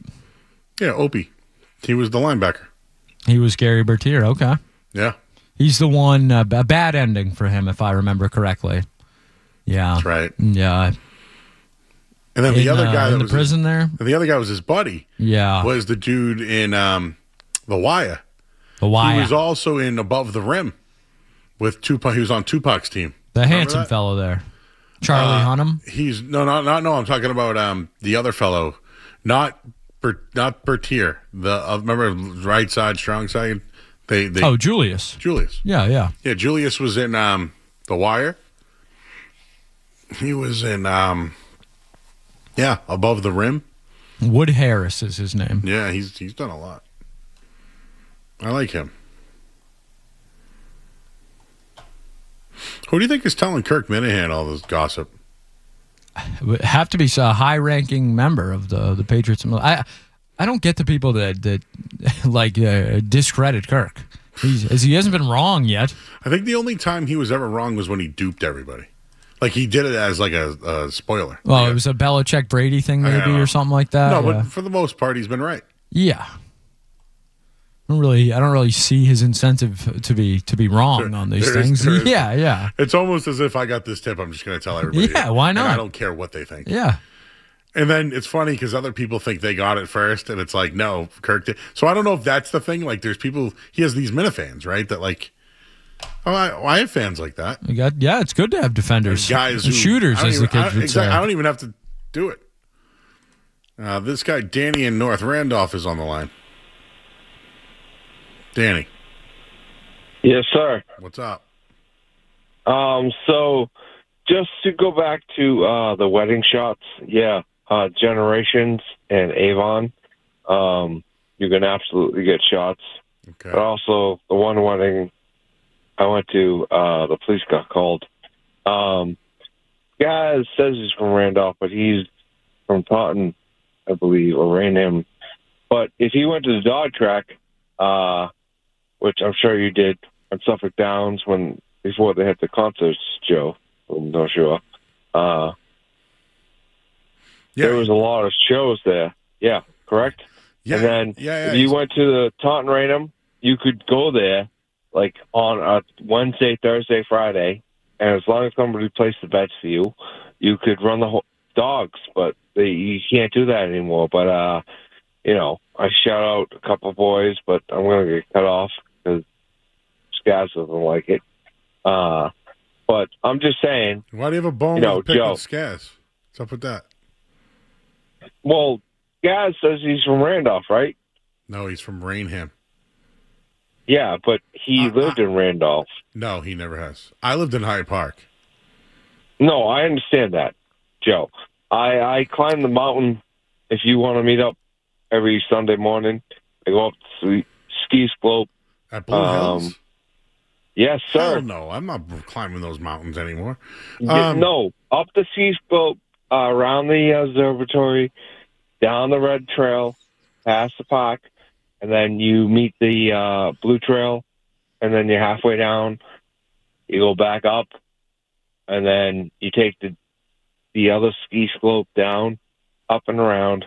But I'm just calling in just to make sure. Scaz cut me off before. Probably going to cut me off again when I shouted my boy Johnny in Brockton, and he didn't have.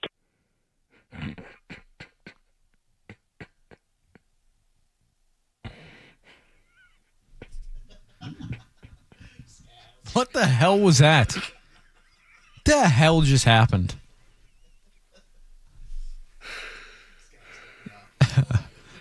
Apparently I upset that man because he wanted to shout out his boy down in Brockton there. You going up to the observatory this weekend, Joe? Take a hike down the red trail on Sunday morning? We never talked like that. What the hell was that? Am I from Randolph? Have I ever said I was from Randolph? Did he think you were Jeremy? Maybe, but Jeremy's not from Randolph either. He's from Holbrook. Holbrook, which is not Randolph. Well, it's not. It's kind of its own little. Yeah, it's not Randolph. It's next to Avon, right? Kind of. Not from Taunton either. That's upsetting. I don't really understand what just happened there. Thirsty Thursday, maybe, Joe. I don't. Yeah, he was disheveled. Yeah, maybe hydrated. Yeah. All right. Want to do some schedule talk projections next? Why not? Sure. Why not? Why not? I'm still pissed about the Red Dude. I think they're done. It wasn't like the last week I was upset about it. Tonight was it. I think tonight was. Even last night, opening take about the Revs, Revs guys, they're going for first place, and they. Hey guys, Red Sox, go for it. Go for it. Suck. All right. We go to break. I'm Joe Murray. Sports Hub headlines. The Red Sox lose 3-1. They went 1-5-1 on there. I think it was 1-5. Wait. 2-5. It's Joe Math on their homestand. And the Patriots schedule at Seattle, home against the Steelers, at Jaguars, at Buffalo Bills, home against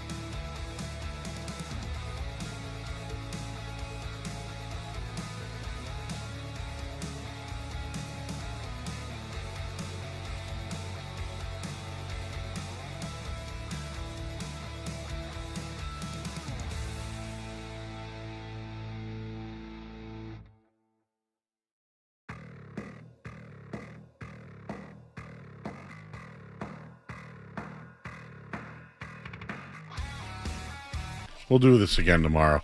In this hour, the Sports Hour is brought to you by Valvoline. It's an oil change. Enjoy quick and convenient vehicle maintenance this month. Visit NewEnglandOilChange.com. You can save 15% off your next draft or oil change. Valvoline, it's an oil change, the official oil change of busy people. All right, guys, fast. You ready? 3, 2. Wednesday night at Seattle. Win or loss? Street Team Joe leaves. That's on me. I asked him to do something. Okay. Loss. Sunday at home opener. Steelers, 1 o'clock. Win. At Jacksonville, week 3. Loss. At Buffalo, week 4. Loss. Back home against the Raiders. Win. Next week against the Jets at home. Win. So what's that now? 3-3, I think. At Chicago for Thursday Night Football. Loss. At Miami the following week. Win. Come back home against Green Bay. Win. In Germany against the Lions. Win. Bye week. So what are we at now? 6 wins, I think. 6 and 4. Bye week at the Chargers, the 29th. Coming off a bye, I'm going to give him the win. Home versus Bills. Win. 8 and 4. Vikings, Monday Night Football. Where? Boston, and here. Win. So there's your 10 wins right there. At Chiefs. Loss. At Jets. Win. Okay, 11. And then Denver. Loss. Home. So you have them 11 and 6. 10 wins. 10 that was wins. 10. I had him at 10. And then Dolphins. So, Joe, they should win between 9 and 11 games. Yeah, that is a big discrepancy. What do you think their line is? Do we have their number? Is their number out? 9.5. I think I'd take the under. But it's a good line. It's a real good line. I like 9. We're back here tomorrow night. Keegan Stiefel of Nesson will be in studio. I think we've had more hits than they have the last couple of nights. Oh! All right, Street Team Joe, you want to send us home tonight? It would be my honor. For SDJ, Street Team Joe. For our producer, James Scaramazino. And for our host, Joe Murray. You're listening to 98.5 The Sports Hub. More Joe Murray coming up on the Sports Hub.